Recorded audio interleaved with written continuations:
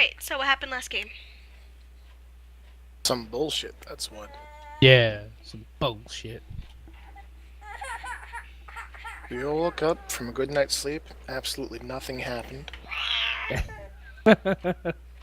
We went through the keep and checked out the lab.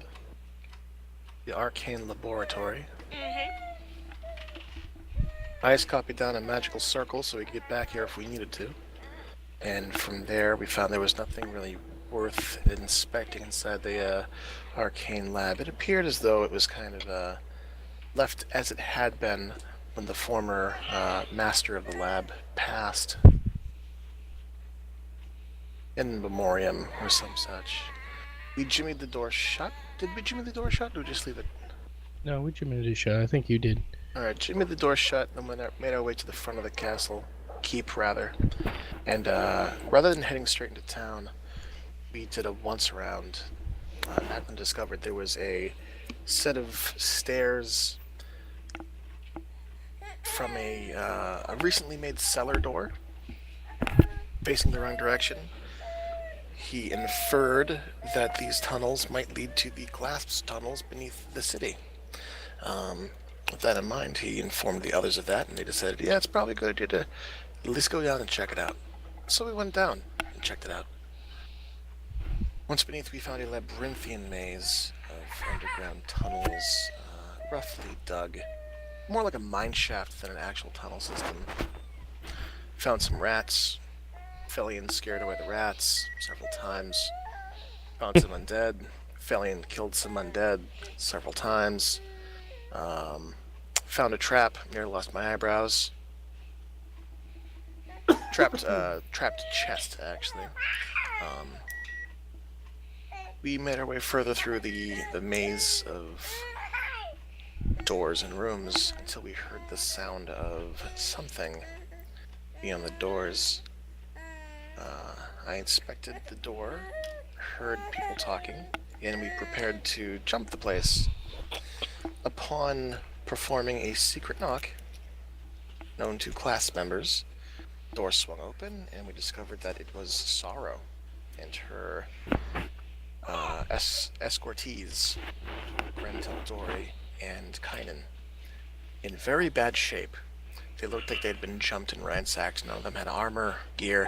They all looked pretty roughed up. Come to find that Jacob had sent Sorrow to this part of town to see one of the Dawns with a letter of introduction, in which was written in some kind of code, "Hey, jump this girl, take her shit and rough her up." Which they did, and unfortunately, Gren and Kynan were around for that. So, seeing that they were witnesses, they decided to try to take those two out as well. They failed to do so, but they were all worse for it when we found them. Let go, please. It was decided that Kynan and Gren, after Cure sincerely had this like heart-to-heart with Gren, decided to head back to Whitestone to make good with his family, and Kynan to head home to take care of Cassandra.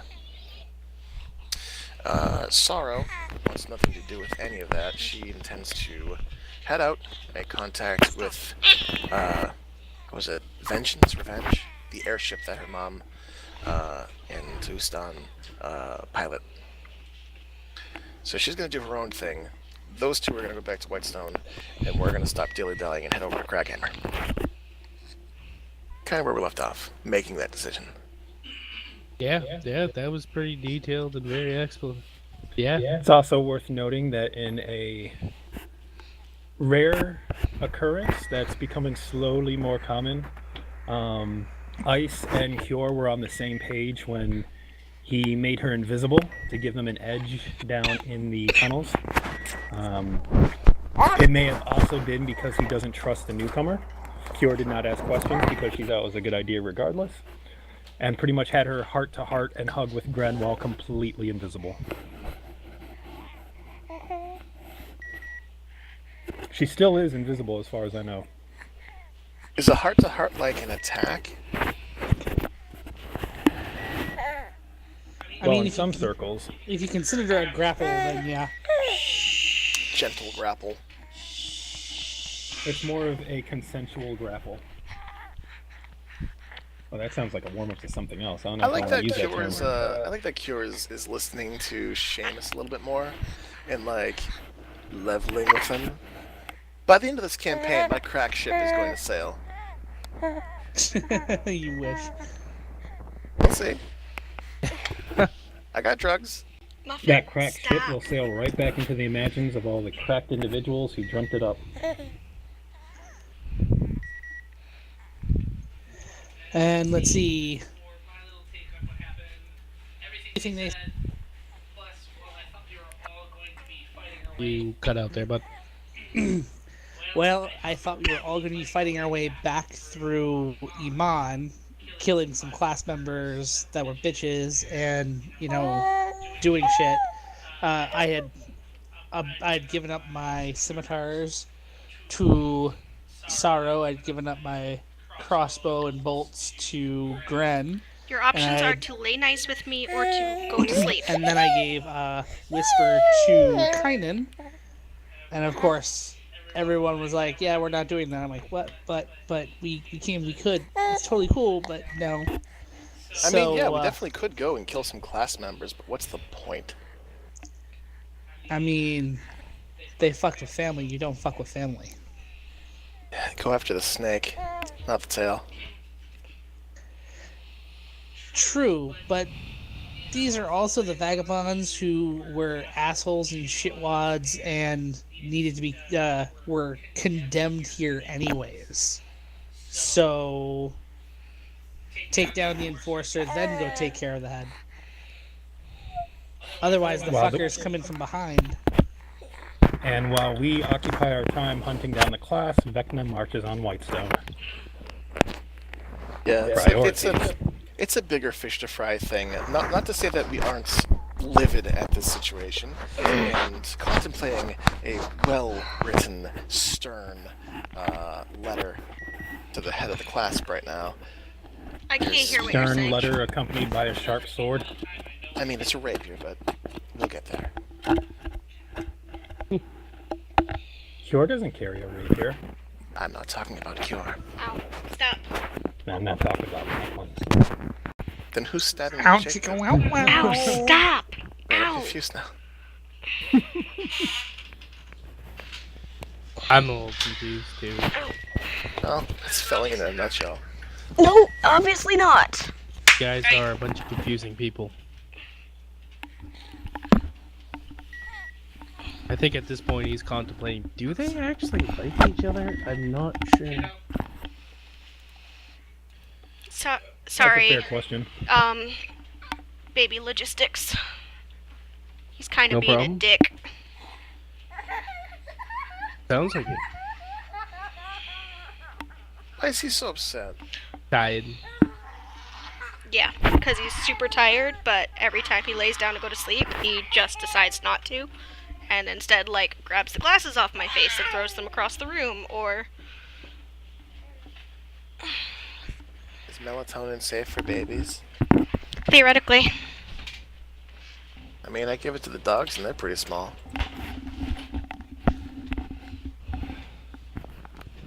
I think Sam's got it in hand, so... Let me just get myself situated. I'm still wearing my wrap. Sam to the rescue as usual. He's a good dad.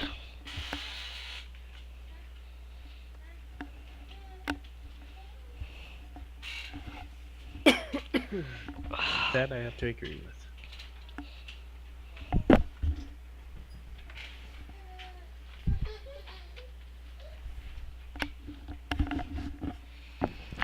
Okay. So, as you guys kind of stand and debate your next course of action, in the tunnels beneath the area between Amon and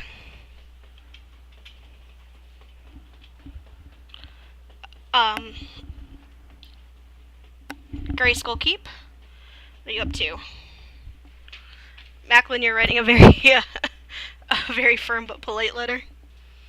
No, I'm not actually writing a letter.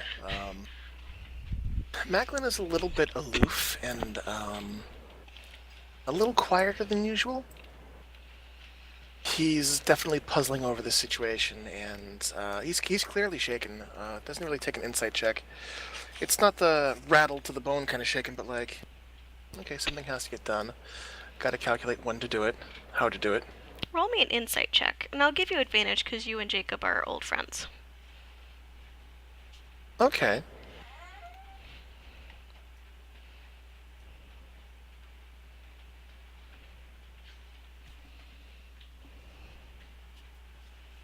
Show all.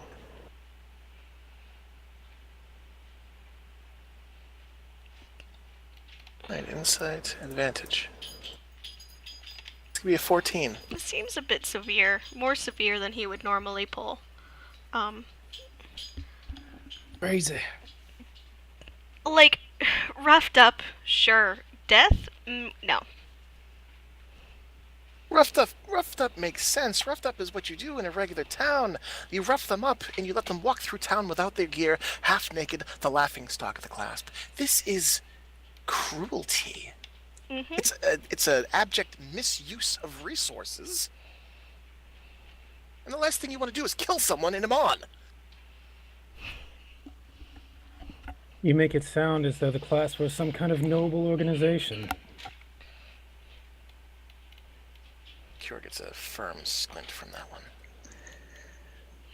As I look around at everyone, I'm getting ready to do the ritual.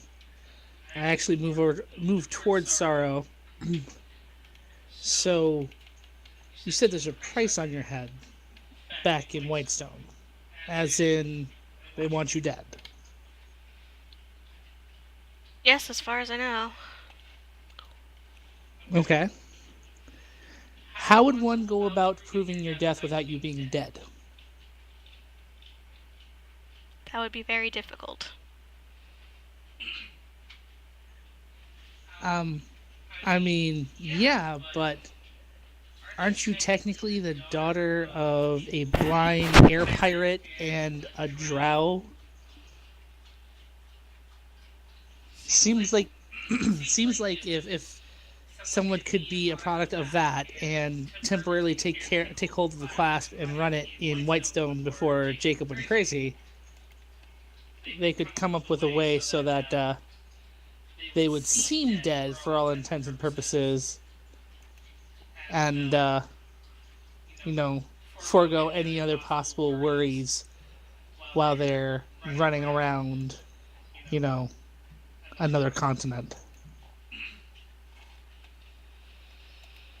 Well, the thing is that the first time they try to scry on me, they will find out that I am not, in fact, dead. And that's basically the first thing they do to confirm death. So, if they can't scry on you, they'll think you're dead. That's what I'm hearing. How loudly are these two discussing this? I am not being quiet. Alright, at that point, Macklin chimes in. There's no real reason to assume that she isn't dead. She's been stripped of her weapons and gear in the most deadliest town in this continent. Yes. The best thing to secure her safety would be to allow them to assume that she fell here. While I fuck off to a place where the Myriad holds more control. Yes, but if someone were to arrange a certain cat creature to appear where you are with a ring, necklace, circlet, what have you, that makes it impossible for you to be scryed upon, and we can enrich ourselves by taking credit, your family will already know that you're safe and will understand that it is a way of cementing the story that you are dead. I'm going to cut you off there. Jacob is not going to believe that Macklin did me in. No. But he'll believe that a guard of Whitestone slaughtered Sorrow when he found out that she was responsible for Kynan's near death.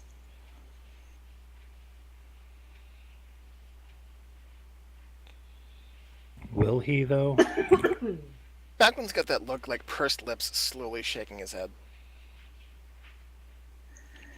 We made it very clear as we were leaving, or at least 2 or 3 of us made it very clear while we were leaving that this was a very serious affair. And a druid specifically opened a tree so we could go to Iman and not to any other place. And we were not exactly quiet about where we were going. Here's the thing, though. You're asking him to take you at your word. We could just as easily say that she died in Amon to have the same reaction. Allow him to assume that the Dawn here got the job done. Sorrow, before you go switching sides and selling your soul to the enemies you don't know, perhaps we should speak to the man in charge. Not just now, but in the near future. I don't plan on joining the Myriad. I just want to go to a place where the grasp is a little weaker. He nods and inclines his head slightly. And if we can't convince him to call off the hit, well, he might require more forcible convincing. Plus, Marquette is beautiful this time of year. We do have friends in Marquette. Wait, hold on. Marquette or Uncarel? Uncarel Yes. Yes, Uncarel is in Marquette. Is in Marquette, okay. Then it stands. Actually, she would do much better with in that lovely city. The Oasis City. Oh yes, there is a rather prominent drow presence in that city. And a very kind bartender, as I recall, Odessa. Mm-hmm. You see a grin kind of cross her face. You've been to the Oasis. Well, yeah, where do you think we got this style of shit? And I pull the scarf that's been around my neck over my head to make myself look roguish and handsome. Oh yes, it's where Josen died rather thoroughly. And then came back to life, sort of. And came back to life rather thoroughly as well. Also, it's where my father is from, so... Ah, that explains the accent. Yes, Odessa was able to train many things out of him, but not his accent.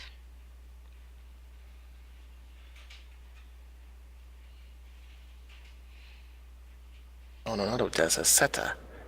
Oh, Seta. Yeah, that's... Seta. Yeah, same here. Odessa's the lady in white still.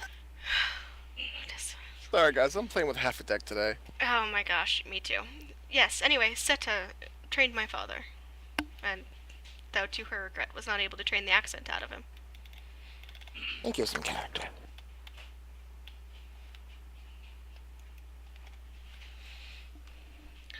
Well, shall we? Oh, are we spending the night in the tunnels? No. If we're gonna get going, we're gonna have to go now. So... Yes, we've still got about, 12 hours left in us? Yep. I look over to Kynan, and with a heavy sigh, I hold out my hand.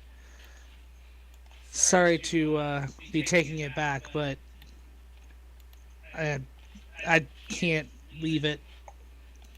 Because, let's be honest, Sorrow's going to need those scimitars, and she's going to have to follow us out of these tunnels. And we're at least getting her far enough away from Iman that she should be fine to get picked up by her parents.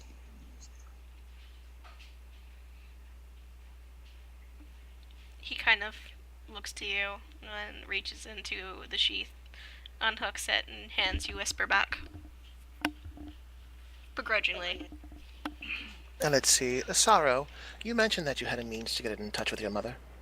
Yes. About how far away from Iman will you have to be for her to ferry you?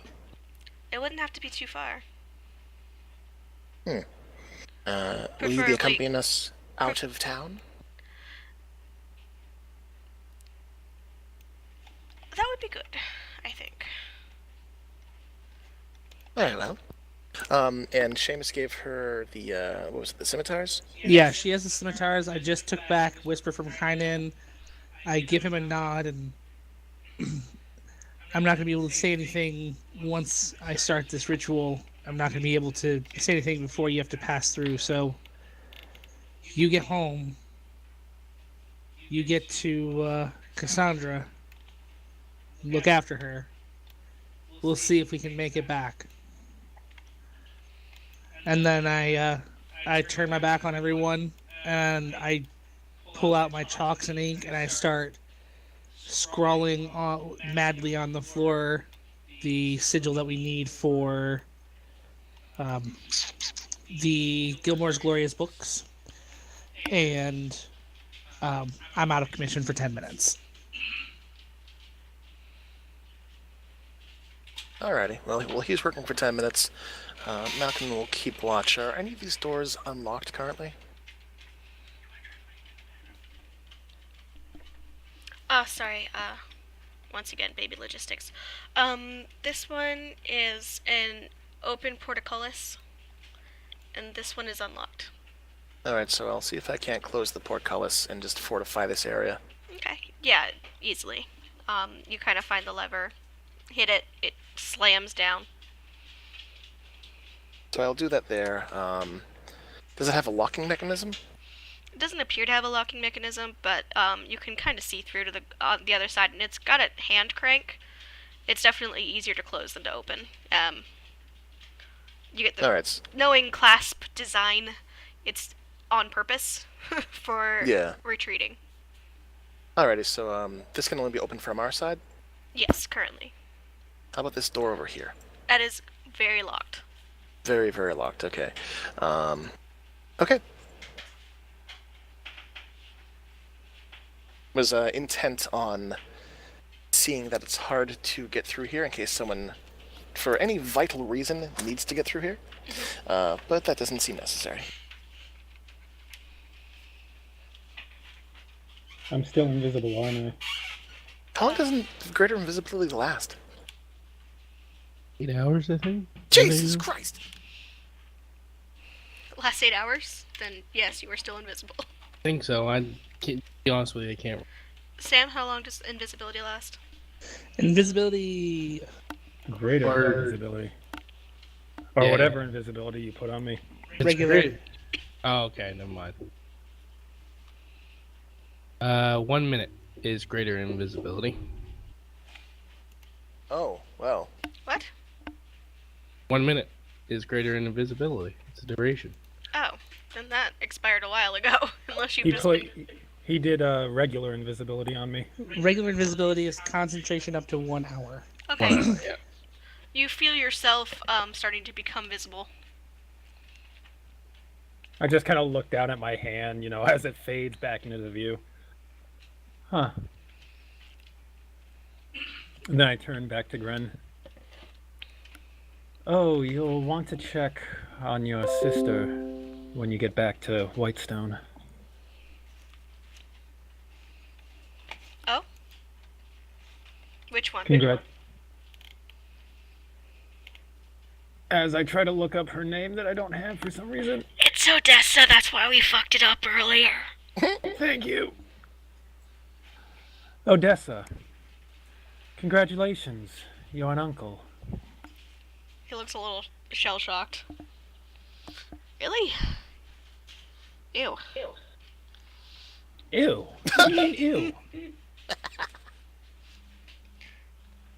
I just don't want to think about your brother and my sister. Then don't. Think about your nephew. Jeez, what's wrong with you? Just reach over and muss his hair. He kind of tries to get away from it, but not really hard. You know he could avoid you if he wanted to, and he doesn't seem to particularly want to. Especially since he's dealing with the calmer, friendly cure and not the wrathful angel of vengeance cure. Mm-hmm.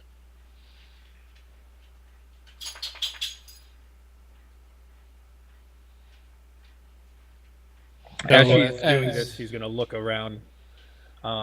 and wait for Felion to speak since he appeared to be starting to say something. That's all right. You can finish what you're doing. No, she was just about to open up a new subject of conversation, but if Felion beats her to it. Yeah, well, Fellion's gonna walk up to Kayam and kind of put his hand lightly on his shoulder and look at him and, do you not know who I am? Understand that. Take some words of advice. You have more important things to be out here running around getting yourself killed. You need to stay at home and allow people like us to figure out this matter. And doesn't even allow him to respond, just turns around and walks away. He looks a little bit confused. Roll an insight check. Passive insight. Passive insight, sure. 19, so no better. Both the same. What is it? I rolled. Oh, actually, no. Sorry. 14. I rolled 22. Okay. When you say you don't know who I am, you get the feeling that that is not correct. Just like to pretend, okay? He is definitely watching you. Not meanly, not with any aggression, just with interest, extra interest than he is the others. I got you. He doesn't And- seem to be doing that posturing like, oh yeah, this is my girl's ex, type thing. He just kind of I'm is like, badass. yeah, he's just kind of like watching you like, alright. I mean, I guess I can see it.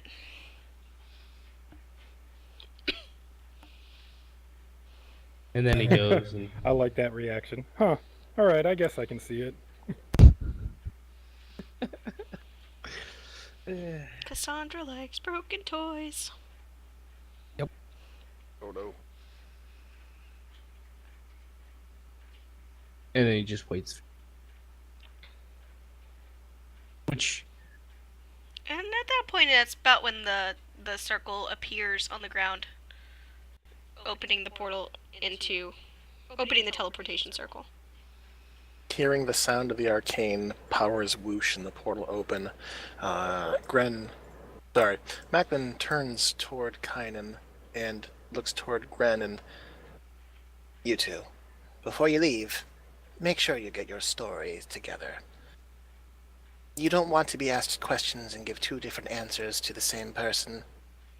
Sorrow died here today. Kynan nods and looks to Gren. You know Kynan was a clasp member, so you're not. It's not a secret to you. As he kind of looks at Gren and commands him. She got us out, but was killed in the labyrinth by a ghoul. And Gren just kind of nods. Because she was betrayed by her boss. Kynan kind of looks at you. He isn't going to see it that way. No. But just so we're all clear, I give a side eye to Macklin. Furthermore, Dory boy, consider early retirement. Your family has the money. Maybe try the woods instead. Gren kind of looks you over. I don't do well in nature. And he steps through the portal. Neither did I. Neither did I.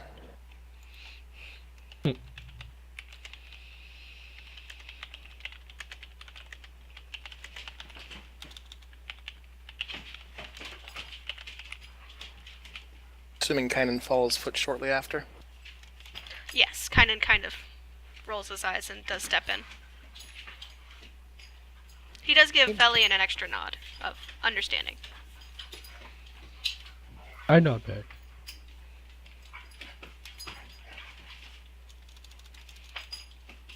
watching respectfully.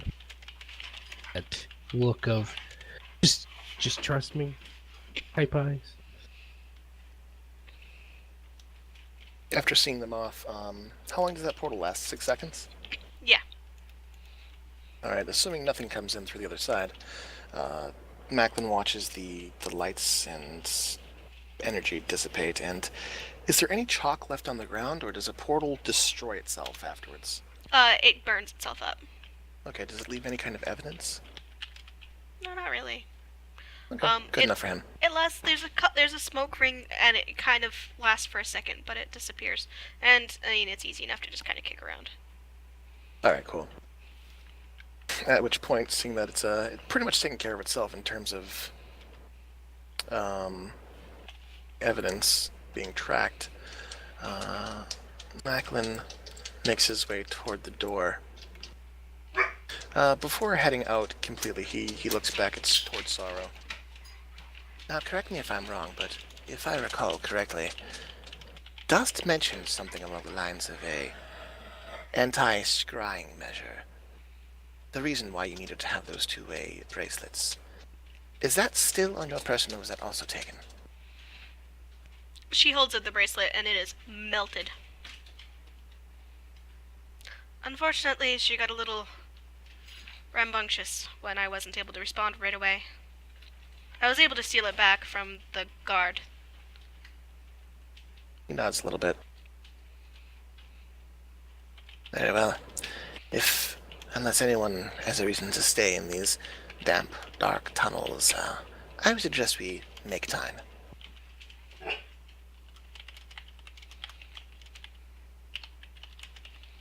Hellion nods and just walks out the door. Direction they came. Now, We Grace, do have a world to save. Grayskull Keep is up in the east side of Iman.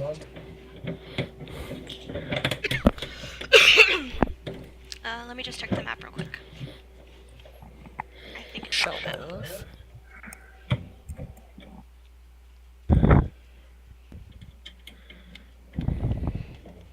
Zoom.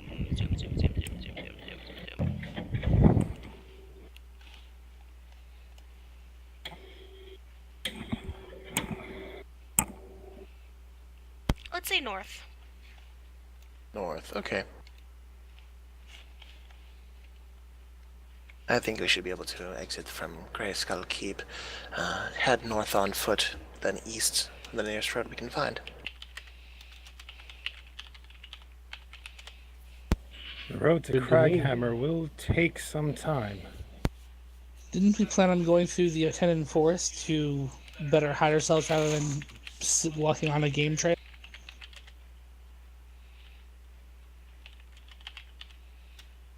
Macklin nods. Yes, there's a lot of flatlands between the roads and the forest, however. We can go off the beaten path. By the way, Traveling there through will the not be many- forest will take us longer. And it is a long road to Craghammer. Back way, run into the elves, then was it the stories? Interesting thing.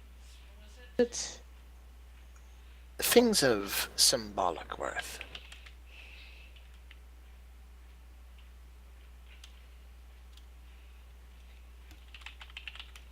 The more unique and one of a kind, the more valuable.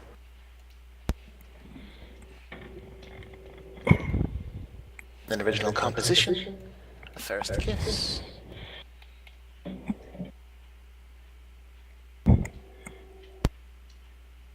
And then there's pipeweed.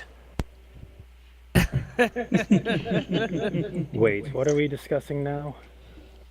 Bartering with elves. Of the woodland variety. Are you guys having this conversation as you walk back? Yes. Yes, and we're walking down the tunnels. Okay. Fellion's keeping eye out Yeah. while they're having the conversation. Just as a just group roll me survival checks, all of you. Survival check. That's a 22. 26. Well, I know who's hunting dinner next.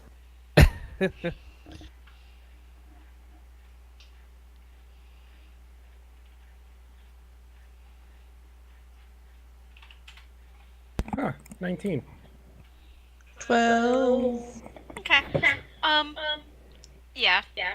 Between Felian and Macklin. Sam, is your finger on the button? No. I'm echoing through Misha's headset. Echoing through Ancellus. Mitch, are you listening through your speakers?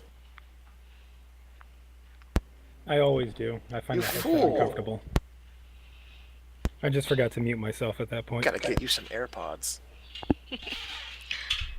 Anyway, between Felian and Macklin, no problem. You actually kind of route a faster way through the tunnels and back to Greystone Keep.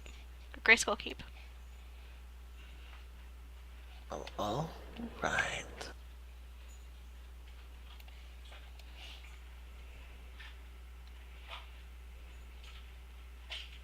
So,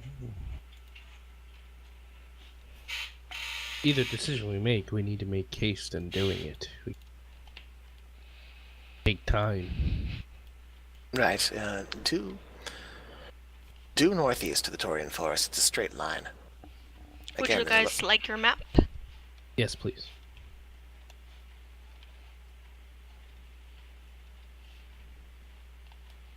Where the F did I put it? It's right over here. There you go. So, traveling on foot should be pretty rough. It's possible that there may be horses grazing on those fields, but they've long gone feral since the Chroma Conclave. Wild horses also don't make for the best mounts. No, but they are fast. And filled with piss and vinegar. I roll my eyes behind my mask. how long is the journey on foot, Heather? To the Taurian Okay. Forest? A solid 2 days. Maybe 3. Well, let's go 3. Oh, that's not bad at all.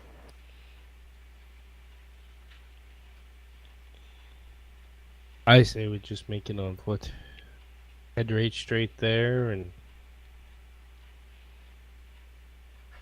Do our we best have enough? option. Do we have enough supplies to last the trip to Craghammer? Let's see. As Yes, far as everyone checks their inventory. as everyone checks their... This area looks like grassland, but is it... Mitch, mute. This area looks like grasslands and fields and such. Would I know if it has bodies of water that might be viable, or... This area that I'm pinging? Yeah, that area right there. Yeah, I mean, probably has ponds and things like that. Nothing big enough to warrant being on the map, but you probably find a creek or whatever. Alright, enough to, like, survive on if we're traveling? Yeah. Alright. And this time of year it's getting almost winter? Yeah, you guys are in the... Basically, New England in November. Late October, early Okay. November. So Macklin starts to rattle off. Well, supposing we don't have enough rations, it is close to winter. It's been a wet season.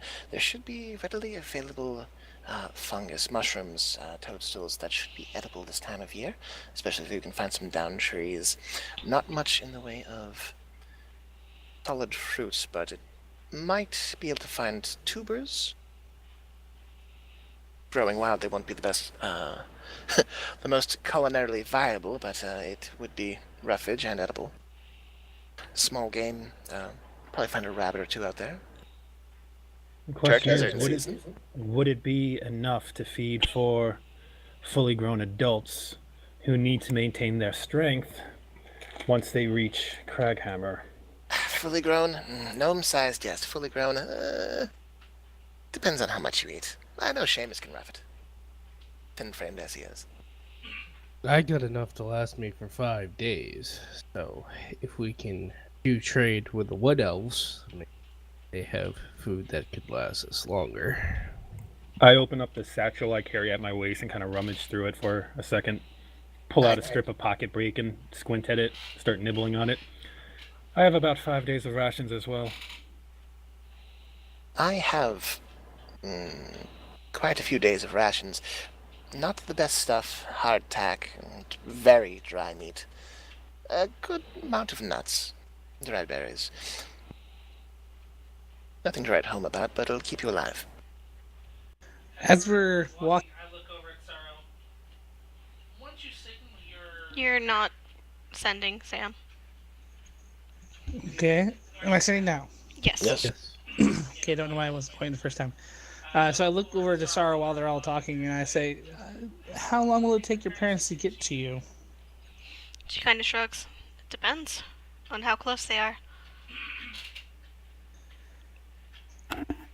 Is Do is they there ha- any? Do they have a way of, responding to your call to let you know how far away they are? I mean, yes, they can use sending, and I can get that information. Okay, because if you are going to be left alone, we're going to have to share some of our rations and some things that we have to keep you warm and safe until they can get to you. If they're near enough by, we can always offer money in exchange for some slightly better food other than this trail rations that we do have. So, How about this? I will send up the flare when we reach the Taurian forest.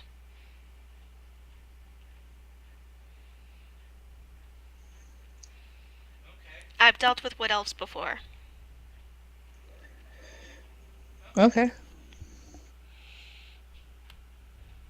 It's a fair enough trade.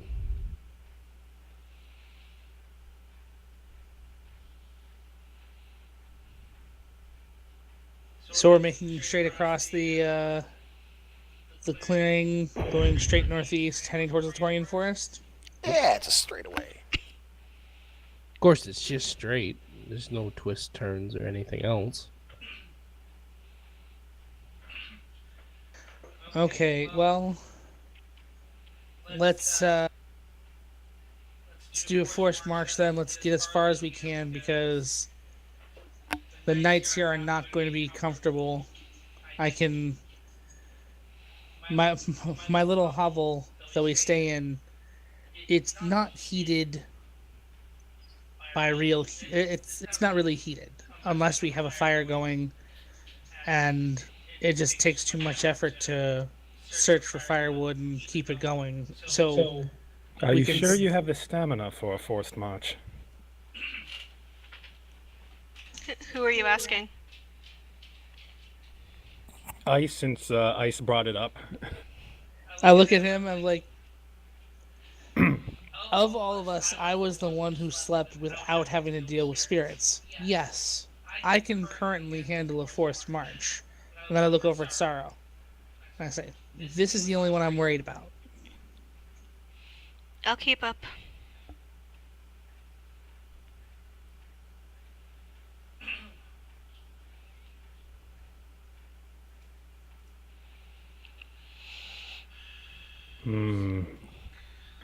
Cora turns her gaze to Macklin.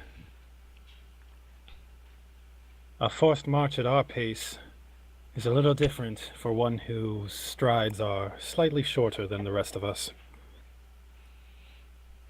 I squint at her slightly. I hold up my hands. It's not an insult, simply an observation on physicality. I was hoping the short one would scout up ahead of us. I should call you Cure the Observant, for irony's sake. Mm-hmm. And with that, Macklin leaves. Just went off the fucking short, tiny dome. And I If take we my march- action, my bonus action, and my free action to... If we march, we won't be able to keep the greatest of watches around us. Just voicing some concerns, that's all.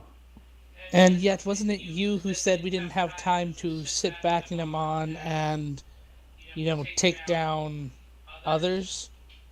If we're not doing a forced march, we might as well be taking down people in Amon.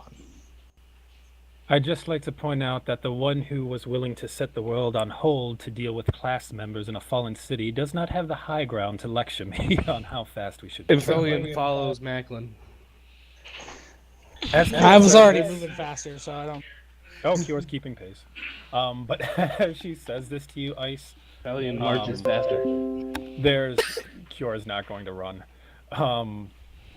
There's a definite difference in her tone. She's not as condescending as she used to be when she got into those arguments with you.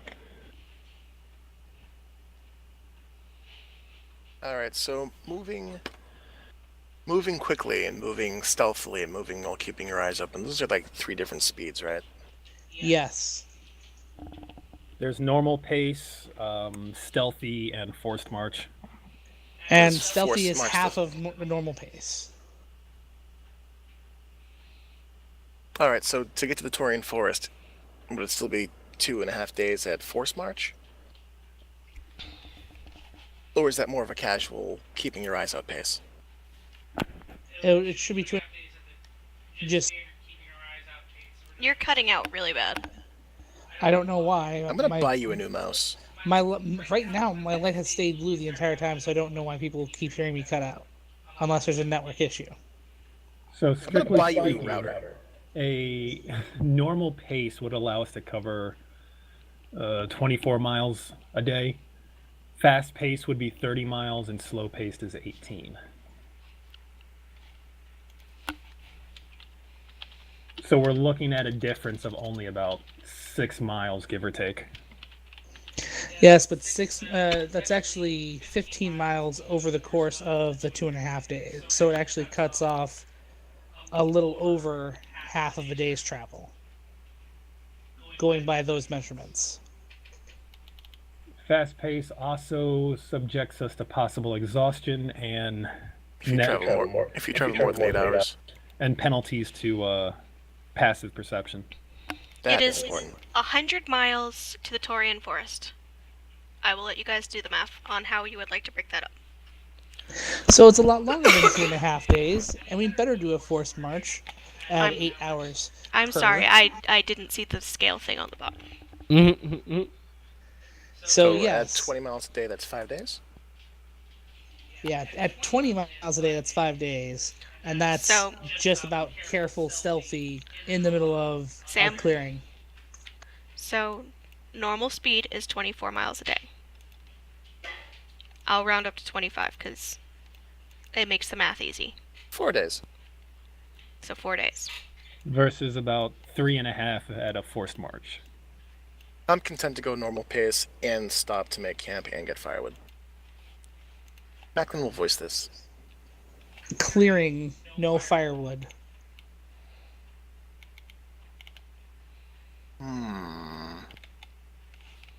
I'm content to burn Ice's gear for firewood. I second The- that. I'm good with cutting off an entire day's worth of travel.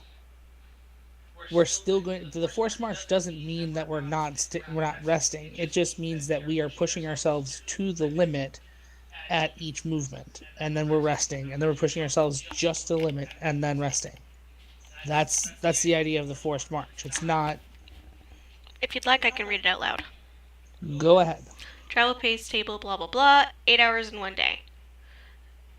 For each additional hour of travel beyond 8 hours, the characters cover distance shown in the hour column for their pace, and each character must make a Constitution saving throw at the end of each hour. DC is 10 plus 1 for each hour plus 8 hours. What was the passive perception issue? A -5 penalty to passive perception. -5 to passive perception in a game While that makes us marching. use rolls instead of passives? So, Well, now that you point that out in front of the DM, you pretty much sealed our fate, so thank you for that. it also gave you disadvantage on actual perception too, but Oh, that's actually pretty important. that's up to the DM. That's Cure DM. thinking is more flavor text rather than rules, just because having spent the better part of her adult life in a city that was under siege and under constant military rule, considering that they are surely in for a fight when they get to Craghammer, let alone whatever they encounter in a countryside that's largely controlled by their enemy, who's shown the power to ambush them and show up when they least expect it. She's wary of expending all their energy moving and relying on what little rations they have to get them through each day of forced march. She's worried about all that taking a toll on them and making them less efficient if they do have to fight. That's kind of the trade-off. We can get there fast or we can get there fresh, but we can't do both. If we're doing just the 8 hours of travel as fast as we can and doing the rest because that is what is required, it is the same as walking slowly for 8 hours and then taking a rest. The only thing that's different is if we decide to push for more hours in a day without that rest. Well, you also get penalties to your perception checks. And I'm okay with that. Because at this point, But who else is okay with that, considering, again, our enemy has proven capable of ambushing us? if we're in a clearing and they're going to ambush us, we're still fucked. We have nowhere to hide, nowhere to go. So we're always going to have to deal with the actual fight, though. We're not and- screwed up because we can actually fight back effectively. Well, like I said, Cure's concerns are more game-based than it is mechanics-based, so... Yeah, no, ICE is attacking them having been a guard at Whitestone. Okay, you guys And- are standing outside of the keep at at Grayskull. No, I assume we were still walking towards the Torian Forest and just arguing about how fast we should be moving. No, you guys are standing outside the Grayskull keep arguing about this. You have not moved. No one has said we're moving towards the Torian Forest. Okay. I No, said I actually, was yes, we did. leaving. Yeah, We did, because we all me said and we Macklin started did. walking. Whether or not they stay behind is up to Ma- them. Macklin and Felian fucking dipped, and I would assume Sorrow We- with. Okay, I must have no, missed we it. said it. That's okay. We That's did okay. mention- That's quite all right. But Fellian and fucking Macklin were like, we're not listening to this shit. We're just gonna start walking and hope for the best. Let's Okay. just move quick till we get bored of moving quick. Cure just ends her side of the argument by saying, I yield to the wisdom of the group. I look around and I just mentioned, if we're going to get attacked out in the open, in the middle of our moving faster, that is one attack that they might get on us, and I then we yield still get to to the do it. wisdom of the group. I am making one last point. I'm sorry that you want to, push that off. Cure holds up her hands and says nothing. Alright, out of game. Or out of character. Ice, what are you voting for? Fast or normal? I'm voting for fast. Alright. Mish, what are you voting for? Fast or normal? Normal. Felian, what are you voting for? Fast or normal? Normal. Macklin, what are you voting for? Fast or normal? Fast. Ugh. It's lucky we have an what are you NPC to voting break for, the fast or tie. normal? Well, you know what? Sorrow's still looking pretty rough. That's Sarah why had already Fellian's said going she normal. could keep up, Alright, Yeah, call some it high-low. Low. which means I get high. Low wins. So we're going fast. No, you said low. And I called. Oh, I did call for low, didn't I? Called low. Yes. Yep. Okay. Sorry. My bad. Alright, so I would high. like the to whole take it, system but gets screwed up. So yeah, moving we're at a moving regular normal pace. Fellian, knowing that some people like to push themselves way too much, knowing that Sorrow is from the clan that she is from, he wants to take it slow. And somehow convinces the group of this.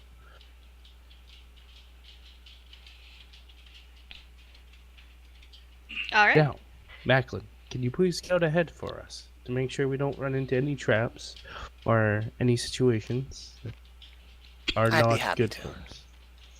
I'll head Or forward just and keep gonna my eyes scan peeled. scan the area around them and the sky in particular.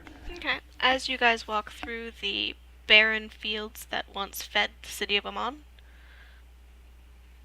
you don't see much. Macklin, you said you were scouting ahead?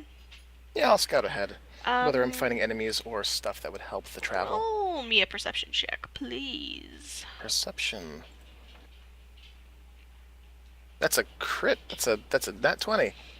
As you glance back to Amon, you just kind of glance back. You do see things flying over Amon. You do see it's an active city.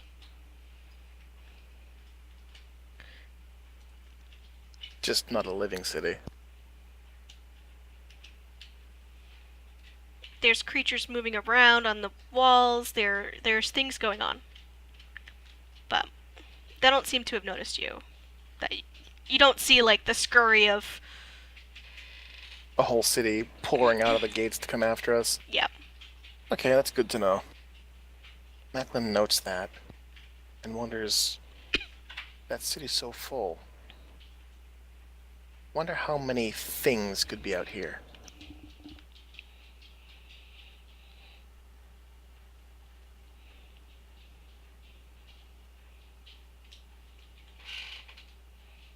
Either way, he keeps the information to himself for now, Be right back.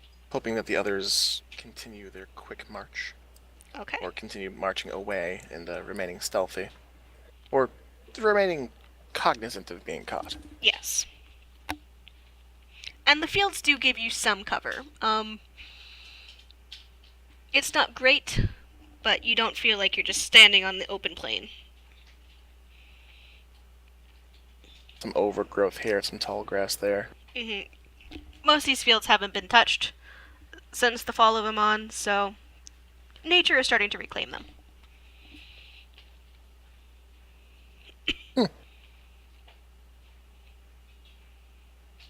Seems Melora is offering partial cover. Many thanks. Okay. You make your way, you guys did spend several hours below in the labyrinth. So it is growing dark. Are you stopping before you do the full 8 hours, or are you continuing on in the dark? I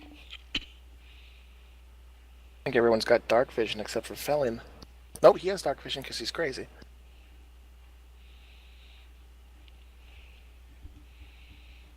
How is our guest doing?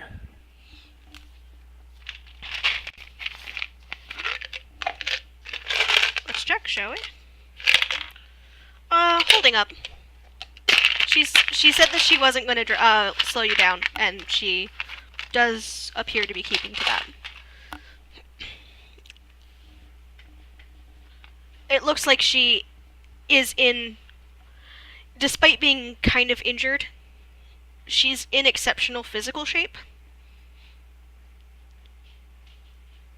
So she's pushing through.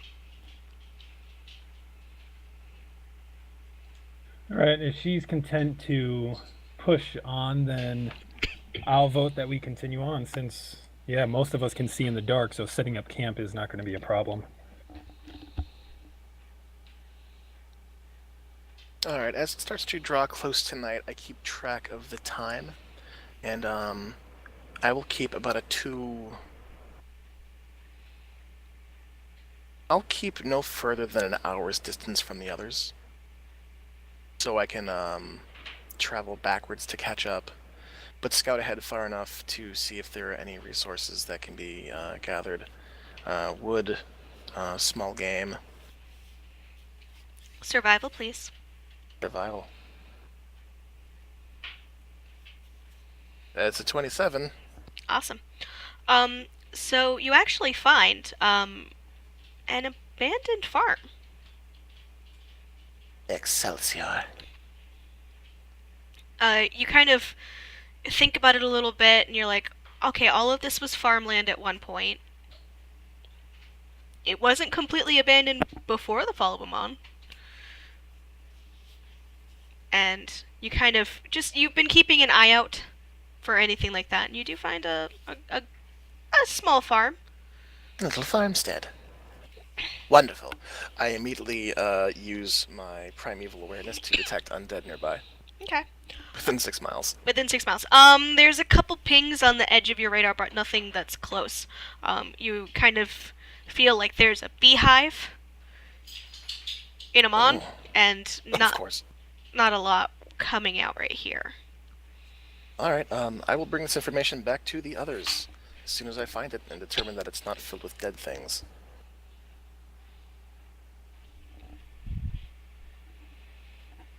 Yeah, you head back to the others. Alright, so as it grows dark, those of you with dark vision, which is all of you, spot Macklin making his way back toward you. You'll use something shiny from his pocket to catch what moonlight there is.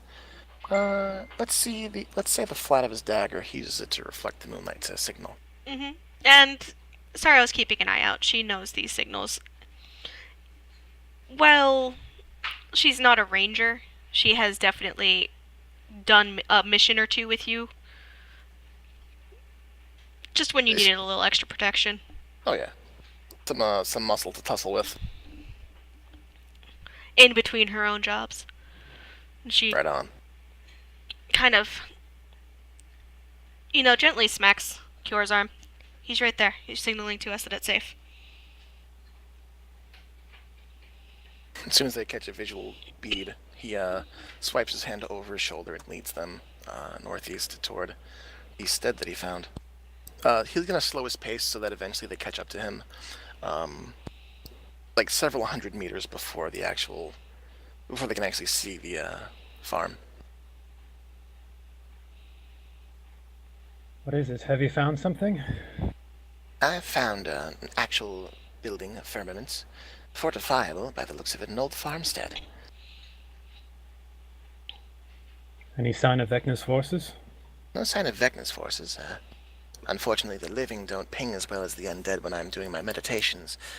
As far as I know, it's abandoned, though. Kior nods and starts advancing forward. All right. I suppose we should check it out. Should make a good place to rest for the evening. I glance back toward Seamus and nod to him. It'll save you from having to perform, and hopefully we can make it warmer than the metaphysical shed that you provide.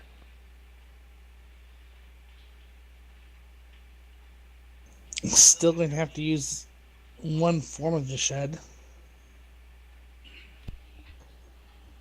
Tilts his head a little bit. The shed is impervious. It is actually a lot stronger than it looks. And unless invited, the only way anything is coming in through any of the openings is by a great show of force. I see. So, going into this stead, we can certainly find a place to bed down all really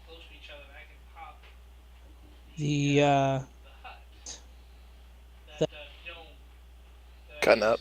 keep the door. The hut, the dome that I used to keep the doors protected in the hall, in Greystone, or Grayskull. I'll do that, and as long as everyone's inside of that barrier, it's to the temperature I want. It's to the lighting, and barring something being able to dispel it, it's going to be much better. He nods his head. Fair enough. Little extra protection never hurt.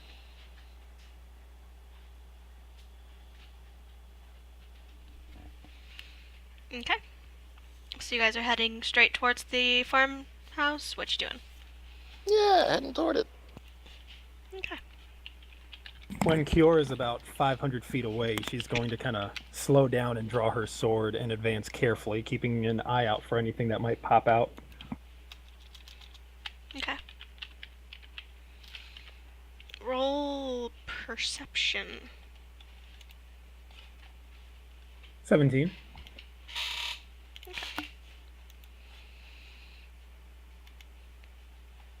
Give me just a moment here. I'm gonna pop up at least a visual.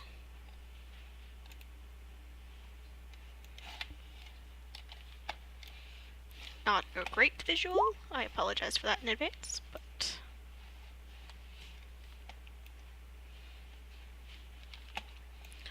Oh lord, I need to organize my pages. Oh no. My DMs will understand that. I'm starting to get to that point. I've been archiving just about everything. Helps to have good names that you can just plug and play in places, but it's there's a lot of juggling. Yeah, I accidentally deleted the art for the Bears pub. Well, it might not be the next time we go to Whitestone. We'll see. Alright, so here's just a quick kind Whitestone of... might not be there the next time we go to Whitestone. Heyo. Of course, all the way over there, and you guys are all the way over here. Moving on to Whitestone, gonna eat a bunch of peaches. Alright, so it's not a great picture, but that's kind of the layout of it. Well, it's got some thatch, That's a nice little steading. fortifiable little wall. As I approach, then I'm going to circle the place and inspect the wall. It, looks like it's in good shape.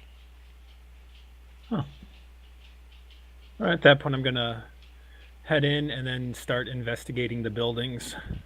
Okay. You do look around, stable. Like a wood shop. / pantry.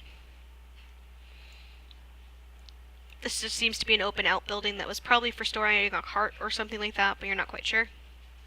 And then the house itself. And this is a little area where animals probably were. And this is a little area where animals probably were. And off to the side here, where that little, you can see the gap, is a overgrown, but there's still some stuff on it. Not great stuff, but there's still some like zucchini and stuff of a vegetable garden.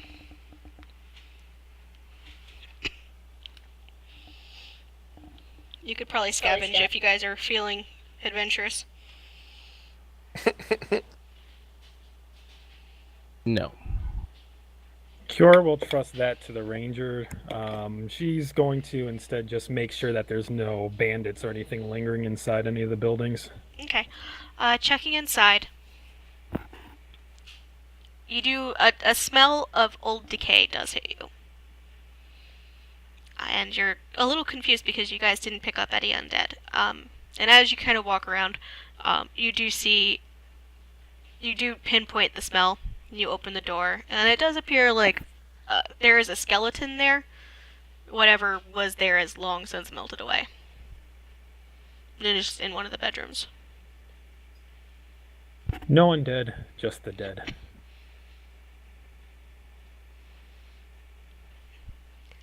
You want to peek around the room, or? Oh yes, I want to make sure everything is safe before we really set up here. Okay. You look around the room, it looks like it belonged to an old guy. You get the feeling one of those, I'm not going to leave my house, you can't make me. That guy. Does He appear wasn't lying. that he took his own life. And figured out a second method in order to make sure he did not rise. Really? Drank a shitload of holy water. Died from 2d6 radiant damage. It's actually like a dawn spell on the floor they stomped on before he,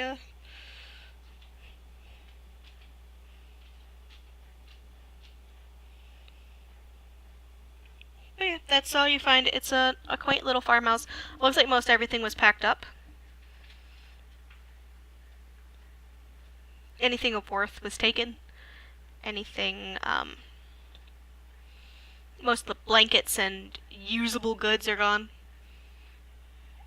Furniture's all still there, though. Huh.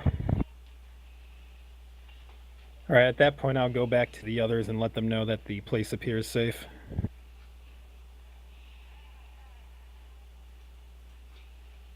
Okay. Others? Most excellent. That is. I walk in. Yep. John? Same. Okay. Is that a well in the middle of that farm area? It is. Macklin's gonna check out the well. He nods to the others. I'll see if I can find fresh water and something to eat. Words escaping I me think right I now. saw some vegetables in the garden. Maybe there's some tubers. As the smell is kind of bad, I start spending time prestidigitating 1 square foot of, or 1 cubic foot of the space at a time, getting it cleaned up and getting rid of the smell, just so it's comfortable to spend 8 hours in, rather than having unrestful sleep and coughing the whole time. Okay. While you're doing that, can you go pop a pacifier in the baby's mouth? Pacify the baby! As he's doing that, Kior will actually head back to the room with the skeleton and do a little prayer over its body, and then try to use the sheet from some of the bedding to kind of bundle it up so she can take it out of the house. Yeah, you managed just fine. So Felion goes up and doesn't really do any prayers, but he friggin' does a moment of silence. He pulls out this small jar from his pouch, and inside the jar is this little cream that he kind of rubs at the bottom of his nose, Mm-hmm. and he hands it over to Kior just to see if she graces him. She nods her thanks and accepts it. Okay. You're not unfamiliar with this. You have done grave duty as part of your training as a paladin. Yep, and that's more or less exactly what I'm doing, making sure he gets his final rest. And Felion helps him out best he can. Okay. They're out. Yep, between the two of you, you do manage to get the body buried.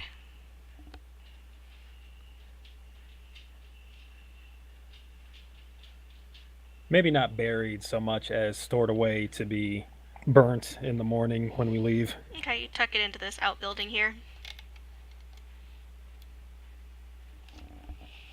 Yeah, that'll work. Oh, is that a corpse? How very morbid. Be respectful. We're camping out in his house. Ah, well. I bow to the corpse. Many thanks. Is it a he? Kior knows how to read the skeleton to find out. Yeah, it's a he.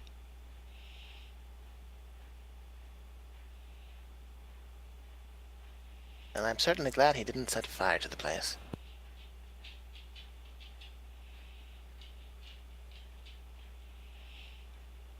And Macklin, you're not unfamiliar with this type. My family's This been on, type? yeah, this type of situation. My family's been on this land since 65. You'll never take it from me. exactly.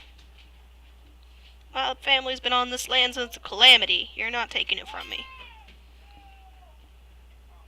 Ah, well, he stuck to his guns. Felion probably spends a moment longer. The body just kind of.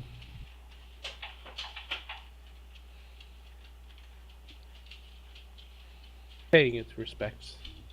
Okay.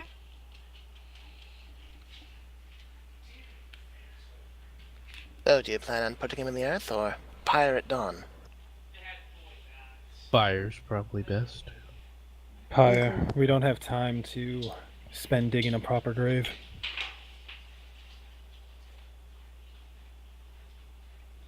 Ah, one way or another, he'll return to the earth. As we all will one day.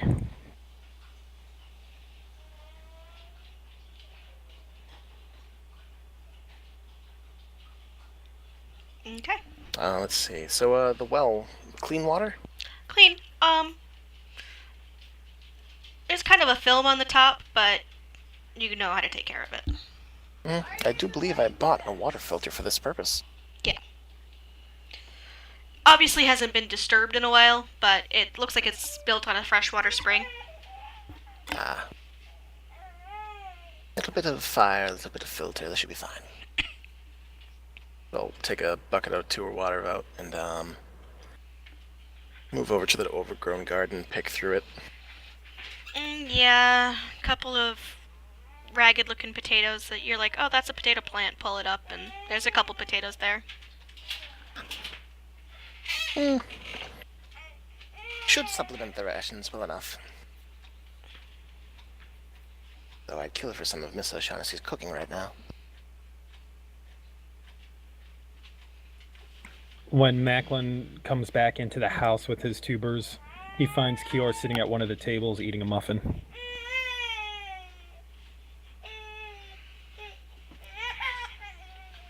I see you've met Holly and Molly. Pardon? The Slayer's cake. Oh, yes. I picked up some things. Well, that must have been before we went to the plane of fire. It's a We've stale been gone. muffin. We've been gone for several weeks. That muffin... Did it have legs before you started eating it? To be fair, it's been stored in a place where there is no movement of air. Okay. Yeah, it's fine. Certainly not fresh, but That's a neat trick. would you like one? Absolutely. He makes his way to the table and makes the gimme gimme motion. She reaches into her satchel and pulls out another muffin for him. Hands it over. So Macklin takes a seat and enjoys his muffin, throws some potatoes on the table. I have been keeping track of my muffins, too. So. Okay. Muffin check. Fellion digs out some of his rations and starts eating it. How many games are we going to have a muffin check in? 20. So long as I'm in it, everyone. I still have a friggin' bear claw, man. Luckily, mine's not as old as yours. Mine's still passable. Maybe. Age is relative when you're in a trans-dimensional space. Okay.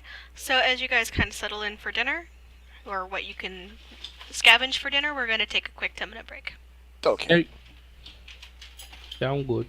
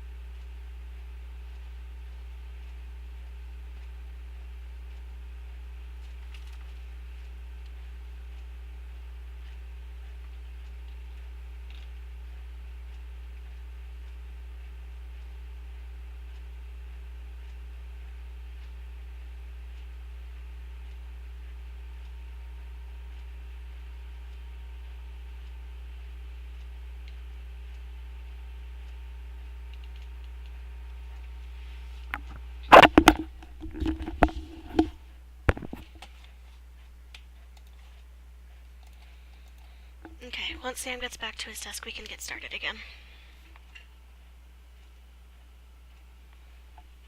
No worries.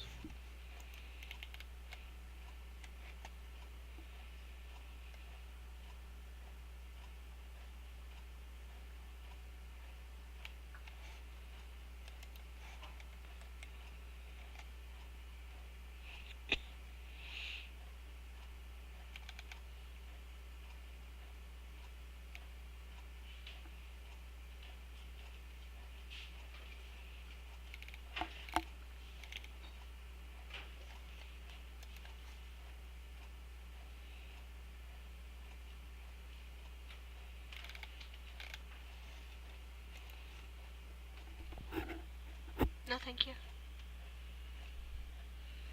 I appreciate the thought, but I'm barely keeping down rice. You got sick? Metformin plus stress plus possibly some sort of bug going through my office. Oh no. So yeah, a little sick, a little combination of new meds, a little being stressed the fuck out, and trying not to murder people.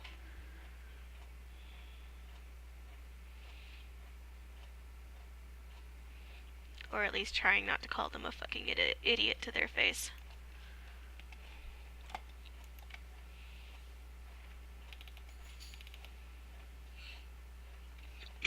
Hey, who's Zach Smith?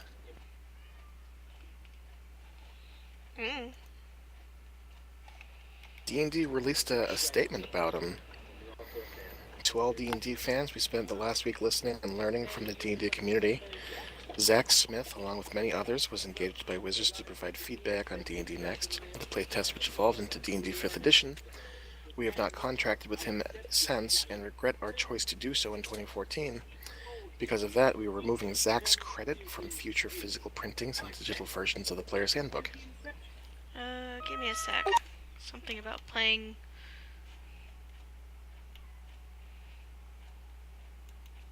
Alright, Was he a bad dude? D&D playtester and sometimes personality was accused by multiple women of threatening, abusive, and violent behavior. Coming out of the woodwork these days. Apparently the guy is human garbage, so Wizards of the Coast removed his playtest credit from the books, and promoting a bundle pack to support the victims of abuse. A bundle pack? Yeah, you can purchase books in D&D Beyond. That's cool.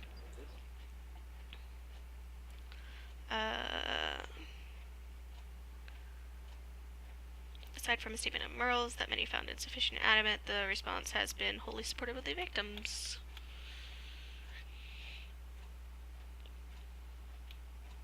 Okay. Well, that seems like some good forward-thinking action taking. Is a very clear stance of Wizards and what they stand for. Let's see, looks like he was the artist and writer for Maze of the Blue Medusa, playing D&D with porn stars. Well, there's nothing wrong with playing with porn stars. No, he had a show about it.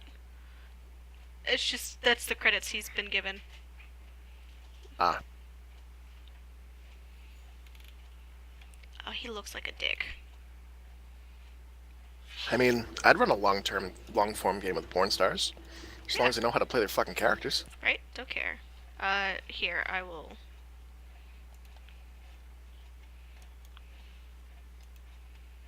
I'm just saying. You surprised that that guy is a douche.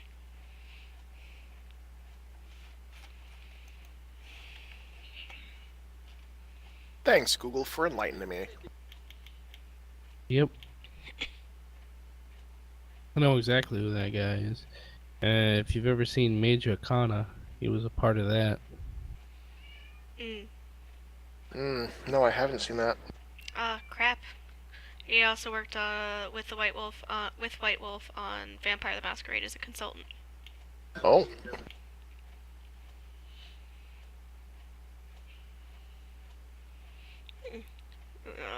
long been the center of controversy for harassment of freelance writers, mocking marginalized groups, and years of targeted attacks against people who criticized him. Oh, he's that guy at the table. Yeah. Also, he's mad that D&D got quote-unquote Disney-fied and prefers a grittier game. I'm sure he does. Yep. It reminds me of a segment Matt Colville did about playing the game early on. About a Yes. certain trend that he sees in a lot of games, where Mhm. once you have guys playing at the table and women start joining, people for whatever reason start bringing up rape all the time. Don't be that guy. Don't ever be that guy. It's not cool. Yep. Everyone's like, no shit, Sherlock. That's basically Why did it take so long? Thank you for Yeah. the pack. We've been saying this for 7 years. Don't be that guy. Yeah. Alright, so. As you all sit down to the table,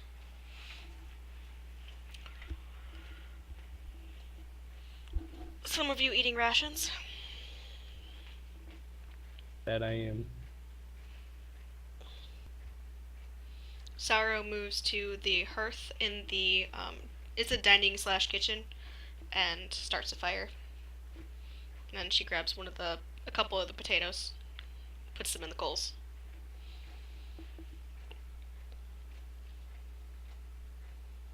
Nathan sees her preparing, but doesn't really find a need to help, considering the small amount that's been provided. Do I have a mess kit? I don't have a mess kit to help. Wait, we're in a barn. The barn has a mess kit. I mean, you're in a kitchen. There are things about. Yeah. You guys can open up the pantries and see if there's anything more. Yeah, actually, Macklin's gonna go about and look around, see what's available, see what was kept in this little farmstead. Okay, roll me an investigation check. Yeah, sure. One sec.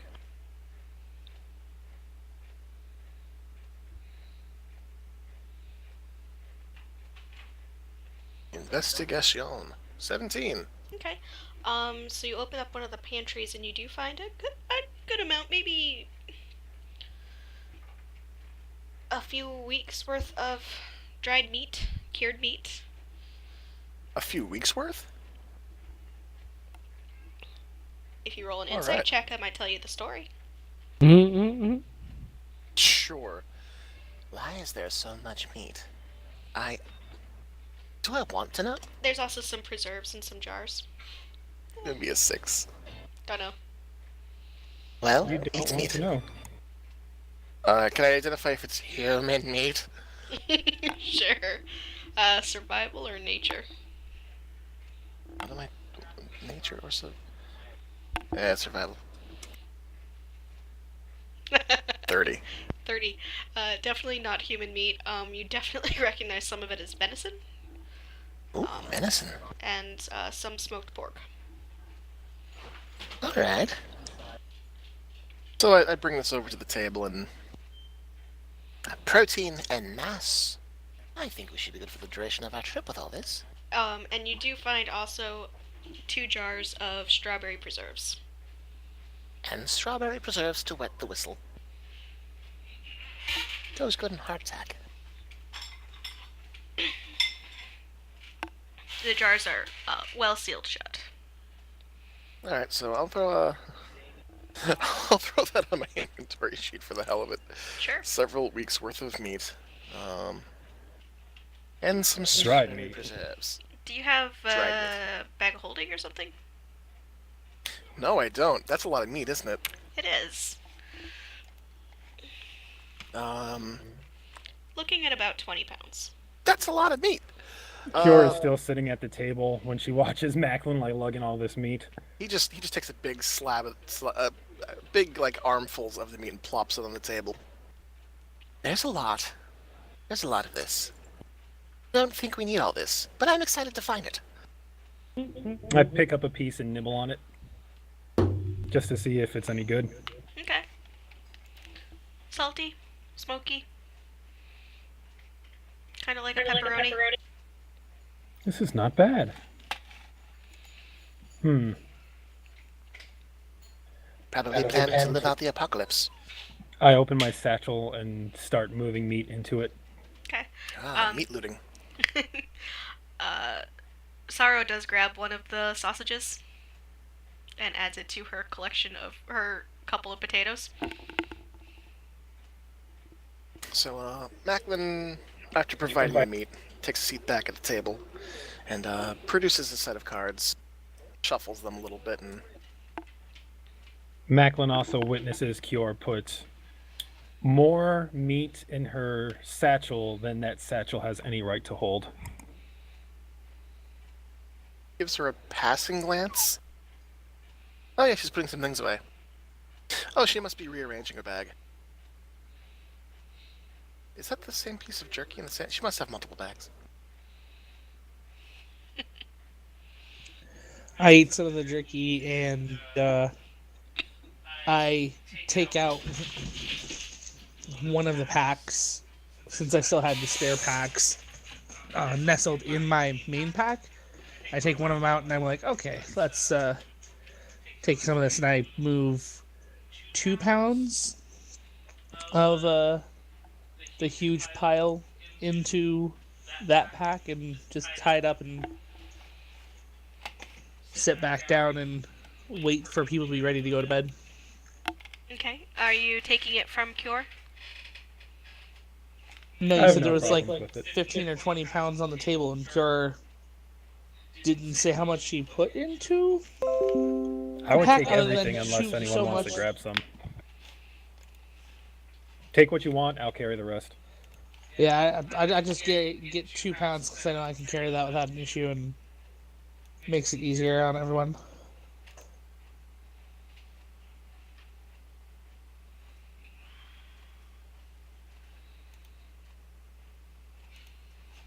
Okay. Yeah. Meat dispersed. Food eaten. You guys bunking down for the night? Yes. After I eat, Sounds of good. course. Once everyone looks like they're ready to go, I move to the open area and I point around. Hurry up and set up your rolls or move beds or whatever into position, because after 11 minutes the dome is going to be up, and if you're not in it at that point, you can't get out of it can't get into it until 8 hours have passed, because I'm not getting out of it. It's temperature controlled, no light leaves it. We'll be able to hear and see things on the outside of it. You know, a nice little protective thing that gives us a chance to truly rest. And then I take up spot in the center, put my packs in front of me, and then start ritual casting Lumen's tiny hut.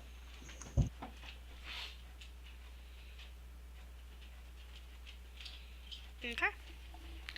Cast tiny hut within the farmhouse. A hearth like that should stay warm for a good amount of time, right? Mm-hmm.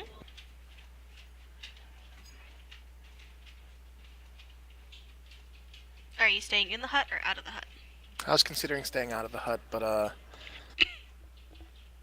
doing so would probably produce smoke.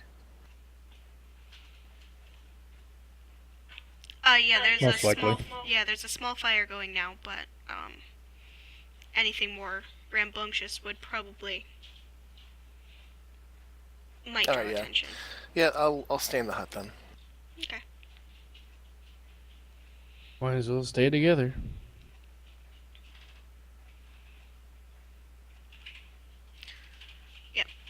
So Sorrow. Kiora will settle in the hut as well and pull a bedroll out of her satchel. Okay. Sorrow looks a little withdrawn. She looks tired. And not just the I just walked 25 miles after getting my ass kicked. tired, but just there's something deeper with it. Macklin deals her 5 cards. She takes them. Alright, and following his lead, he leads her into a game of 3 Dragon Ante. In comfortable silence, she can talk if she wants to, otherwise he's going to keep playing until second watch, in which he goes to sleep. Okay. She doesn't talk.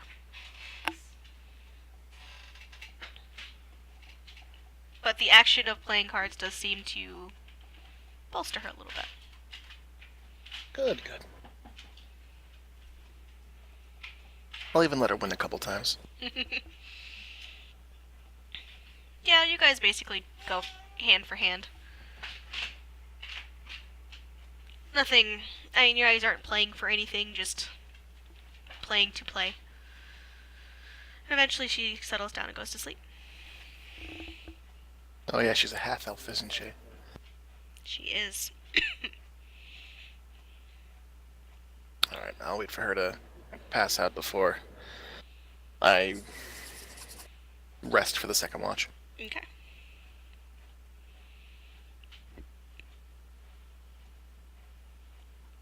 I guess I'll take second watch.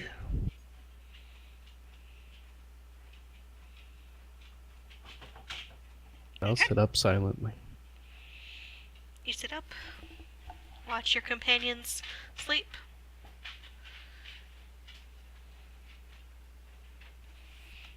Roll me a percentile dice.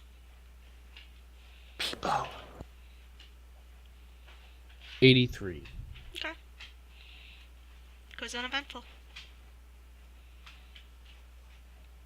That's good. That's when I'll wake people up for the morning hike.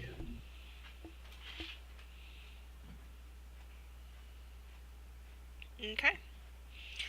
Everyone kind of comes around. Overnight, Sorrow's wounds seem to more or less healed up.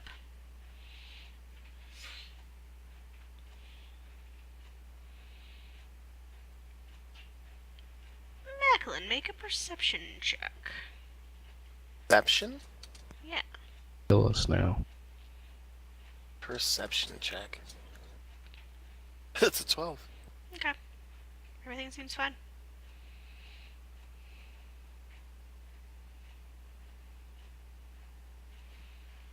Everything good, everything fine. Okay. Ready to seek the day, seize the day. As the bubble dome dissipates with a slight.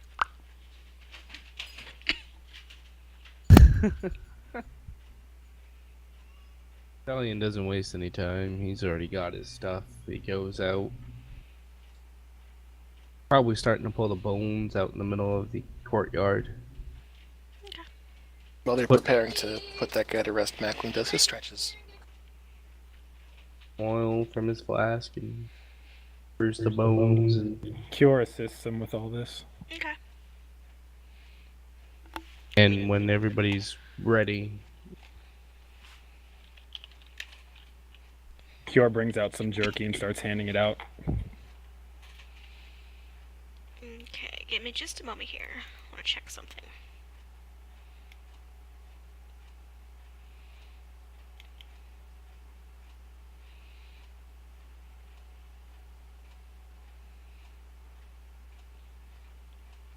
Okay. You lead the group through a truncated, but still good, funeral rite.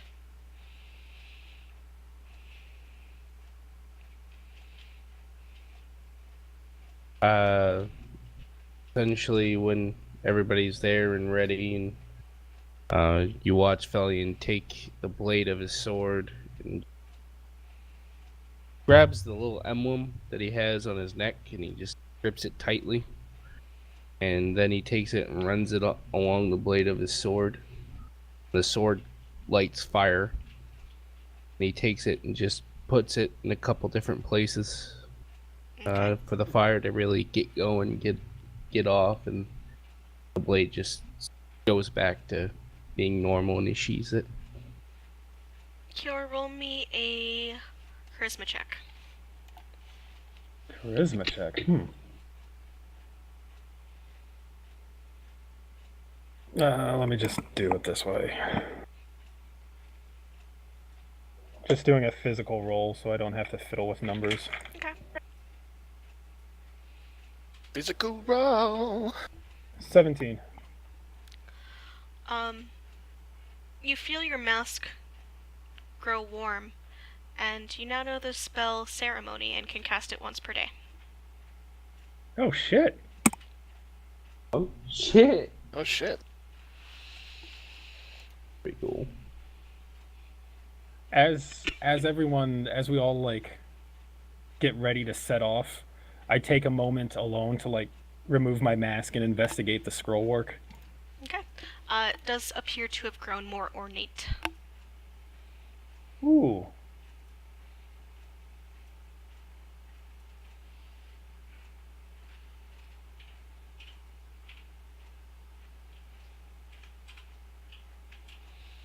I give a prayer to the matron and thanks and replace the mask and then continue after everyone.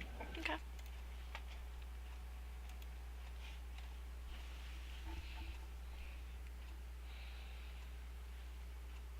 Alright, you all continue on your march.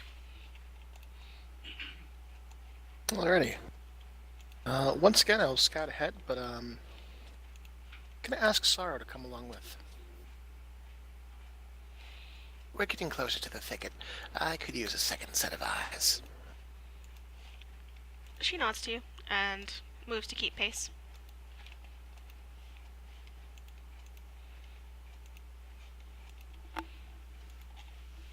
She doesn't seem to be struggling. The day before, you noticed she was limping a little bit, but forcing herself to keep up. Today, it's not as much of a struggle. She seems to be powering through just fine.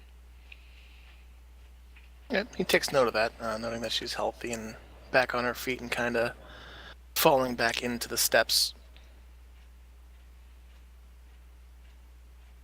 Fleet-footed and keen of ear. Indeed. So we've still got about 3 days travel? Mm-hmm.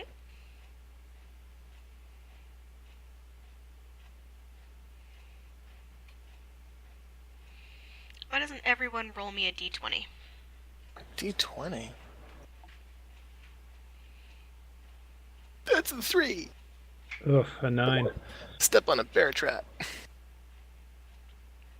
Oh no, these are bad rolls. Yep. I could use luck, but I don't know what the roll is for, so... What's the roll again? A flat D20. d20. Flat D20? Oh 5. no, it's a fate die. Okay. Our fate is bad. Macklin, 5, so 3, 4, and 9. Nothing above a 10. Holy shit. well, you don't know what that means. So Macklin, as you are scouting ahead with Sorrow, you see her head perk up a little bit, and she makes a motion for you to stop. He slows down to a trot and eventually stops, eases backward gingerly, and glances back at her.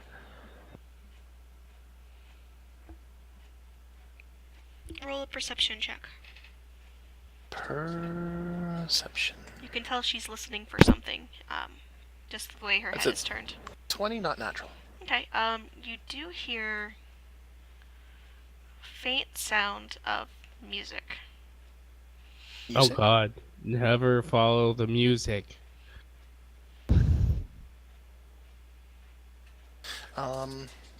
Faint sound of music. Can I identify the instruments, or Yeah, What what's kind of- funny, you think you're picking up a fiddle?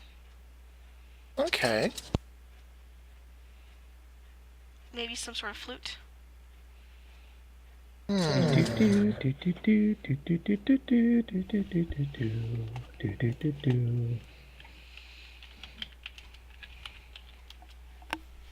But we're still too far away from the forest to be encountering elves, aren't we?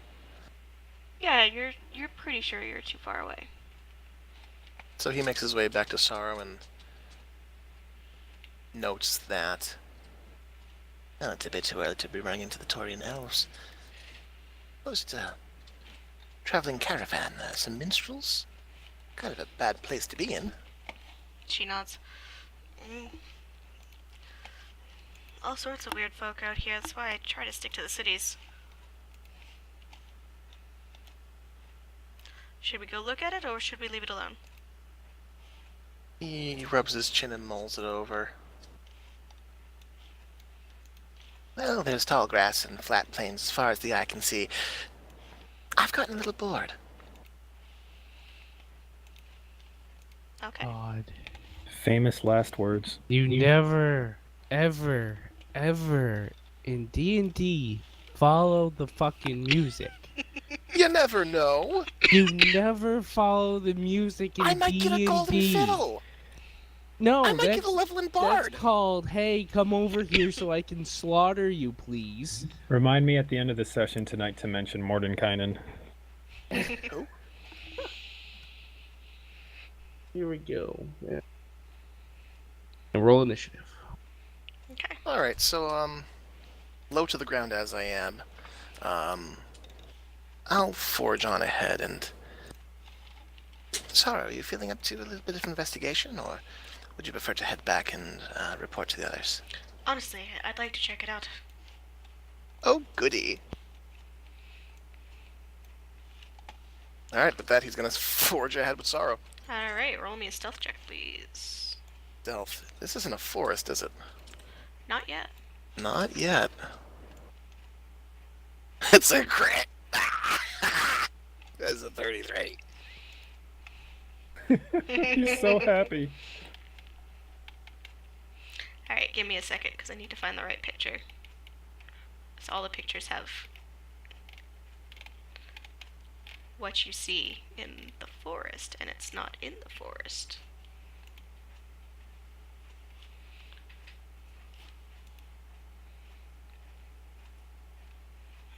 Follow the music. Follow the music? Hey, maybe it worked out. No, Satyrs are good folk as far as I know, right? that is not how D&D works. This is a world full of wonder and adventure, and maybe And a murderous skeleton side undead of one creatures. player. You didn't even, like, try to detect evil or anything. I don't You have just detect evil. didn't freaking use your ability to see if it was undead. Undead don't play music. These undead do. Alright, give me just a moment. Listen, if this gives me a chance to be a skeleton at PC, I'm taking it. Become a skeleton PC. You better get your new character fucking up and running. Hold on. I put you on the wrong page. Because that never ends good when you have a paladin and another one that destroys evil. It'll be like a good cop, bad cop, buddy cop movie. Okay, so It'll be a very short movie. it will. It'll be hilarious, though. Macklin, if you want to take a peek at roll 20. Taking a peek at roll 20, I see some stuff.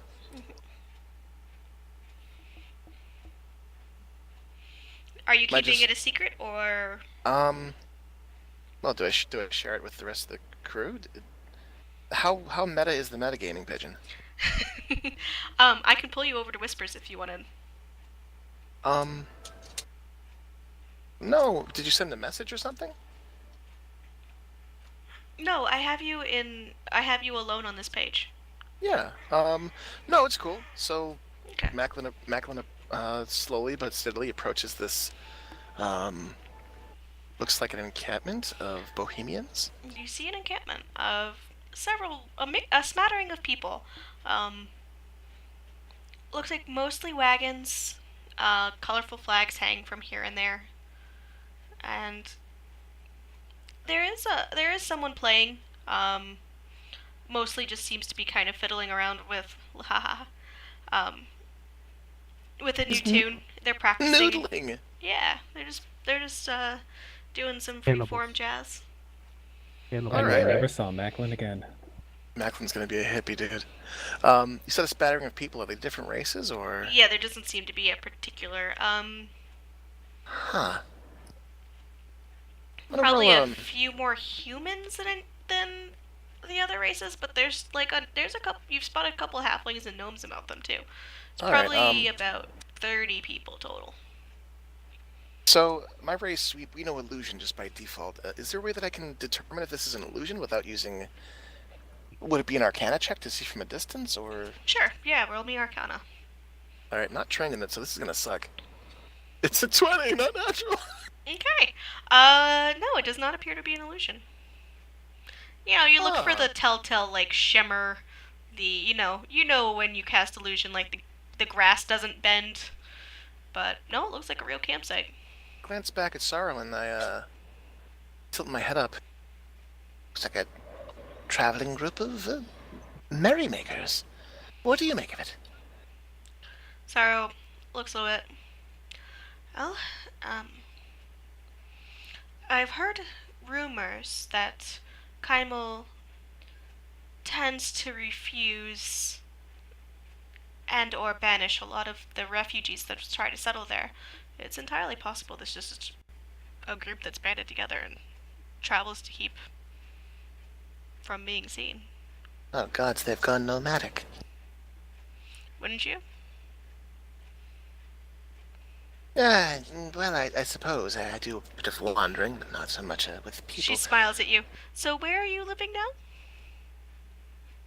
He just squints and scowls a little bit.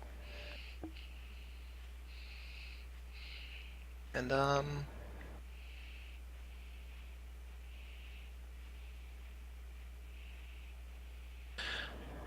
yeah, no, not quite sure what to make of it. He approaches the caravan, dropping stealth. Like he stands up straighter and approaches the group, and he has his cloak open. His weapons are tucked neatly away to his side, not brandishing them on his hip or anything. Okay. So, as you kind of move forward to be like closer to the group, roll me a wisdom saving throw. Cool. Is this a magical Advantage. effect? It is. All right. I roll this with advantage. So you feel a tug at the back of your mind going, this is a mirage. I should stay away from this. Music doesn't lead to anything good here. And, like, for a second, you're like, oh yeah, you're right, this is definitely an illusion, I was wrong. And you almost turn to go, and you go, no. Seems like it's some Alright, sort so of charm effect. I was convinced that it wasn't magic, and then caught myself. For a second, you're like, oh, this is fake. And then you turn around, and then you're like, no, that was not a thought from my head. Oh no. It's repellent. Alright, so he makes his way back to Sorrow, shakes his head with a little sigh. And here I thought there were some lingering vestiges of humanity out here on the outskirts. It's somewhat depressing how bleak it is. Let's move back to the others and move a few clicks to the east before heading north again. She kind of looks to you a little confused. You don't want to try again?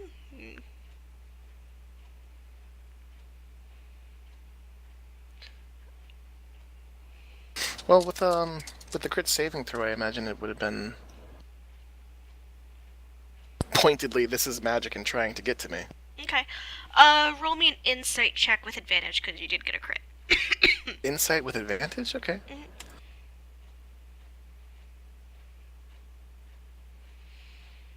Knowing what you do about the undead, you know that they aren't great at withstanding charms. You know that they are not super. They're not wise. They don't. Generally, this would be something that would work really, really, really well on an undead To draw them in. to repel them. To repel them? It's a repellent. I think you're confused at what she said. She said, for a moment, you thought that it was a mirage and that you should walk away. and then you were able to break the charm. Oh! Yeah, you misunderstood what she said. Oh no, yeah, no. I thought the crit saved me from being charmed. It did. You did. felt the effect, and you could place it. Oh, I'm sorry, guys. It was again, a repellent charm, not a attractive charm. all right, again, I'm a half deck guy. Sorry. That said, he doesn't say those things to Sorrow, and so he'll move forward and push his way through the confounding magic, Okay. and raise his hand a little bit as he gets close enough to make visual on the people traveling. Okay. As you kind of move into view, you do hear the tinkle of an alarm spell activating. Oh no, I've burnt someone's spell slot. And you do see a few people grab weapons, but as they turn to you... Let me just a moment here. If they dare to you, they shoot They you all in the fail face. insight and shoot me full of holes. One appears to dislike you, but the rest seem... Oh. Okay. Just a gnome, and how wrong. And you actually see someone with a big grin on their face. Macklin! And His move ears forward. perk up and he turns and... Someone recognizes me? Someone does. A young man. Whose name I have written down somewhere. Oh, is it a character info sheet? No, I'm not that organized as you. I'm just winging it, man.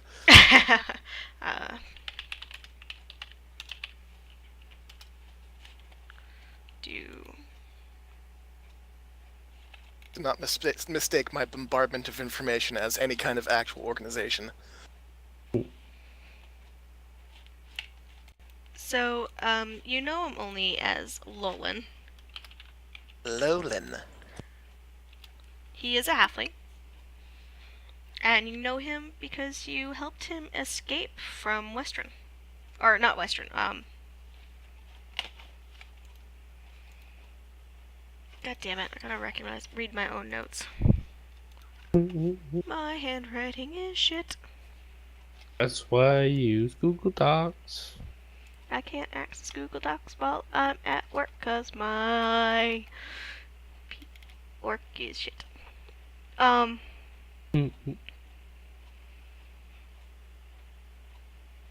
You escorted him from a small town called the Murdoon Mines. It was a mining town. It got overrun. You probably a day's travel from Western. You helped get some survivors out, and it looks like one of those survivors has found his way into this camp. Nolan! Still alive and above ground. Pleasure to see you.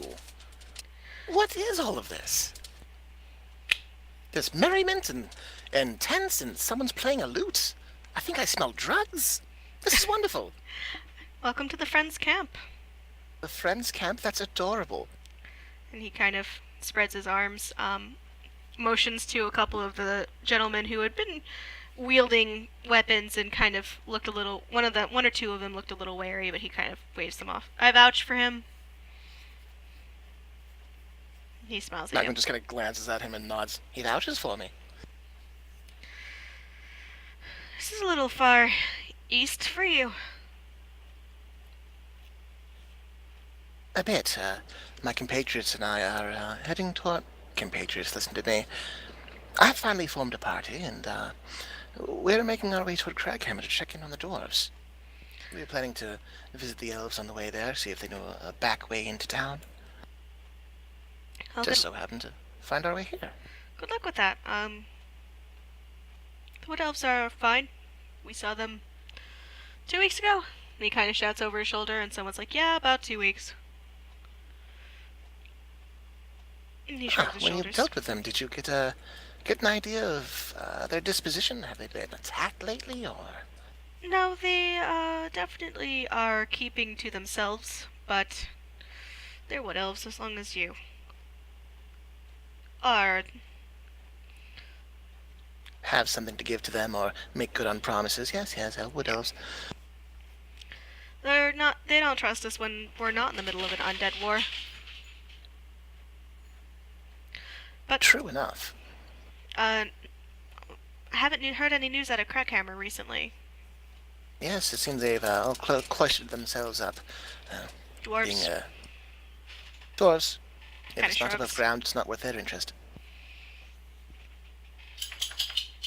Interestingly, we did hear the camp for quite a distance, but as soon as I came close, I noticed a kind of barrier. You've been traveling with a wizard? Oh yeah, if we keep him fed, he keeps us safe.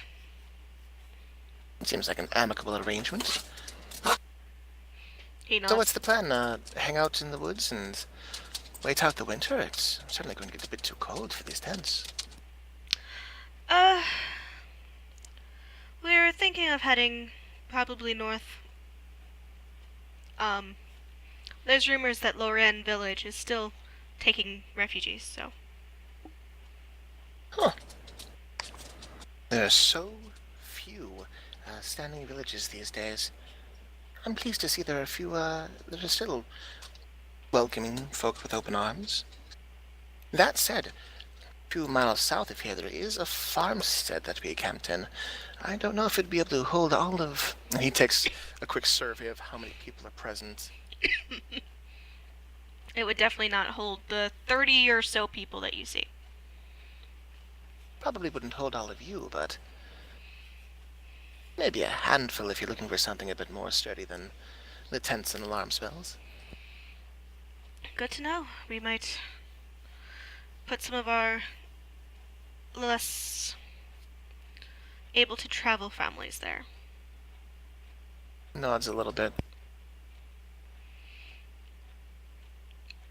So, you're traveling with a party. And he kind of motions that he doesn't see anyone.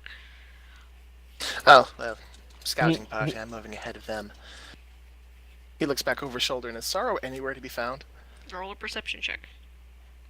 Of course. 13, I don't see shit. Nope.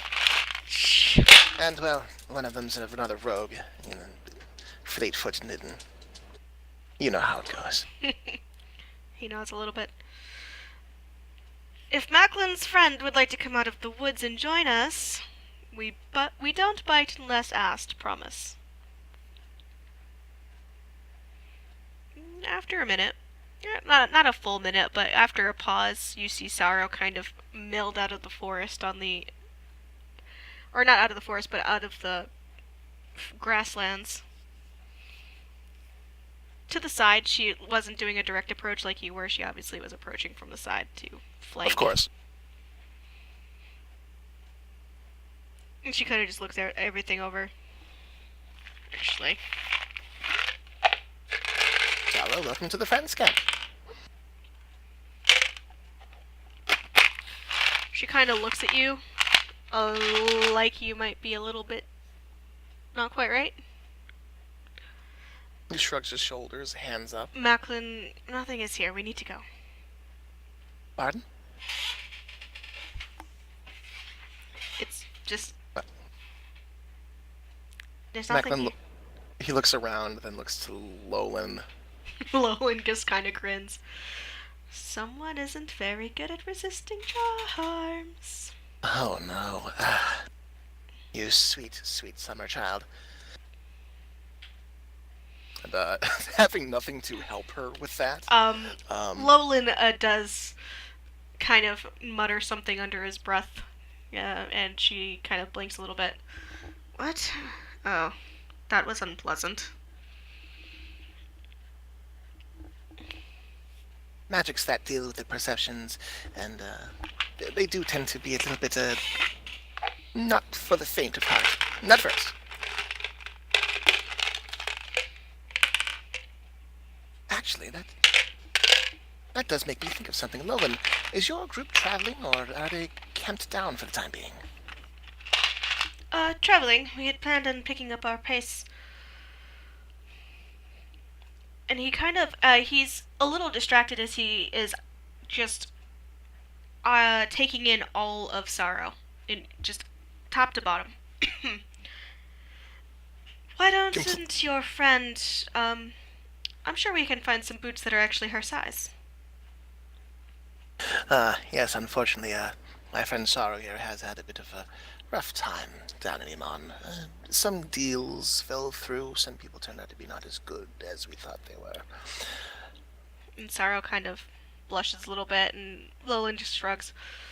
It happens, but if you're going to be marching to the Taurian forest, you're going to need clothes that are not rags and boots that fit.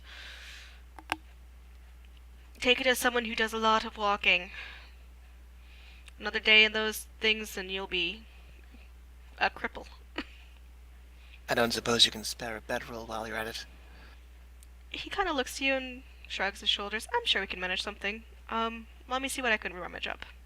He nods a little. I'll see what I can rummage up in terms of barter. I know groups like these don't deal in coin.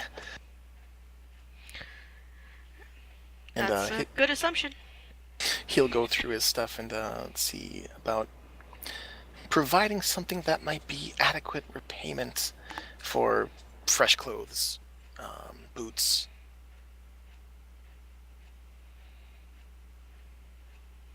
And let's see. There was a coin of some kind I had. Yes. I still have two alchemical coins of cure wounds that I picked up in Ank'Harel. I'll see if these are of interest to Lolan. And Lolan returns with patchworked. It's probably held together. It's probably more patches than original bag at this point. And kind of tosses it lightly to Sorrow. Clothes, boots, couple days rations, and he kind of just shrugs his shoulders.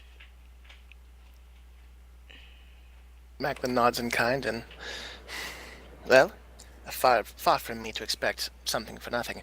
I said I wouldn't pay in coin, but here, take a gander. And he provides the two coins. My luckiest coins. They've got a touch of magic to them. Lolan kind of takes one, examines it. I've seen these before. Always good to have about. It sounds like a good trade to me. Very well, a deal's a deal. Always been a shrewd businessman, Lolan. Well, do what you can. With that, he nods a little bit, taking a measure of the time, considering how far he is away from the others, and Yeah, you do feel like the others are probably gaining on you at this point. But Lolan does motion to one of the tents. Why don't you step in there and get changed? And Sorrow nods a little bit, and steps into the tent. I think the rest of my companions could use with a few happier, more lively, fuller, less skeletal faces to interact with. Would you mind if I brought in 3 others this way? Friends of yours are friends of ours. I'm glad to hear that, Lolan. And with that, he's going to call after Sorrow. I'll be back in a few, let's see, roughly a half hour. Would you like me to wait for you, or shall I go grab the others now? Why don't you get the others? And she calls back from the tent. He inclines his head and nods to Lolan. Pleasure as always, Lolan. Quite pleased to run into you like this. He nods and smiles at you. I'll see you when you get back. All right, and with that, I'm gonna head back and lead my friends into the strap. Okay.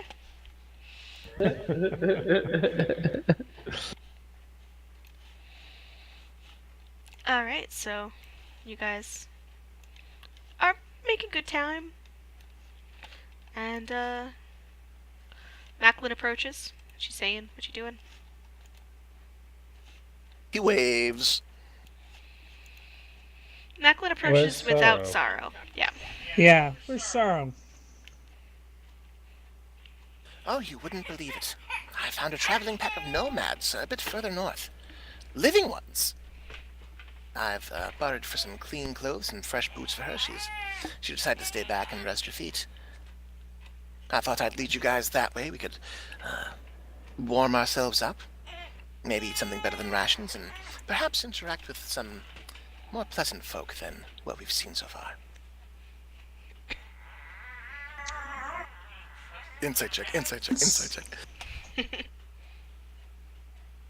That seems a remarkably interesting turn of luck.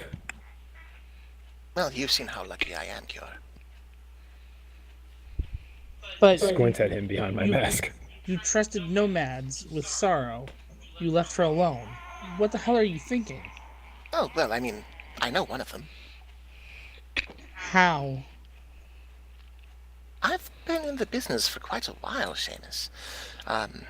Before I started working with your crew, a while before that actually, I was in the business of escorting. Not that kind of escorting, bringing people from fallen cities into the woods to cities that aren't fallen. I think Ice is rightly worried about whether or not these individuals might have some affiliation with the Clasp. Oh, no. He mulls it over. Perhaps tangentially, but no standing members. Yeah, how about we just start running? But I don't see why you'd run, but You left Sorrow with a wandering group of nomads. Did the group have any women? Perchance. did the group You- have any women? Yeah, you saw one or two. They didn't seem to be mistreated or anything like that. 4 or 5, maybe 10 of them. Who's counting? There were lots of women. Large and curvy Yeah, ones. no. Let's get moving.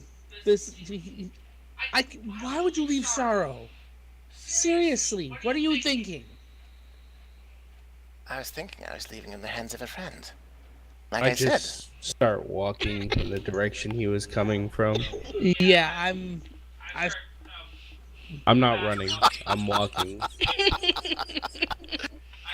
Macklin follows after these people. Sam isn't broadcasting. Kior is walking a little quickly, too. Macklin follows after, then he scouts ahead, if only to mollify them.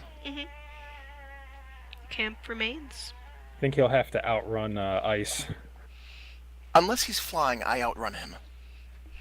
Yeah, no. I snap my fingers at Macklin. I'm like, come on, let's go. You don't leave a party member alone. No. So I'm keeping pace with Macklin just because they were so far ahead, and for him to double back to get to us, that's a lot of time for her to be left alone, and that's not cool. About a half hour, 45 minutes. Alright, so as the group approaches the Friends camp, we're gonna call it for tonight. You know that only happens when bad shit's about to happen. I've created Or it happens when it's 9:50, we reached a good stopping point and the baby's screaming. Yep. I like that point. It's cool. Lolan's good people, unless I've been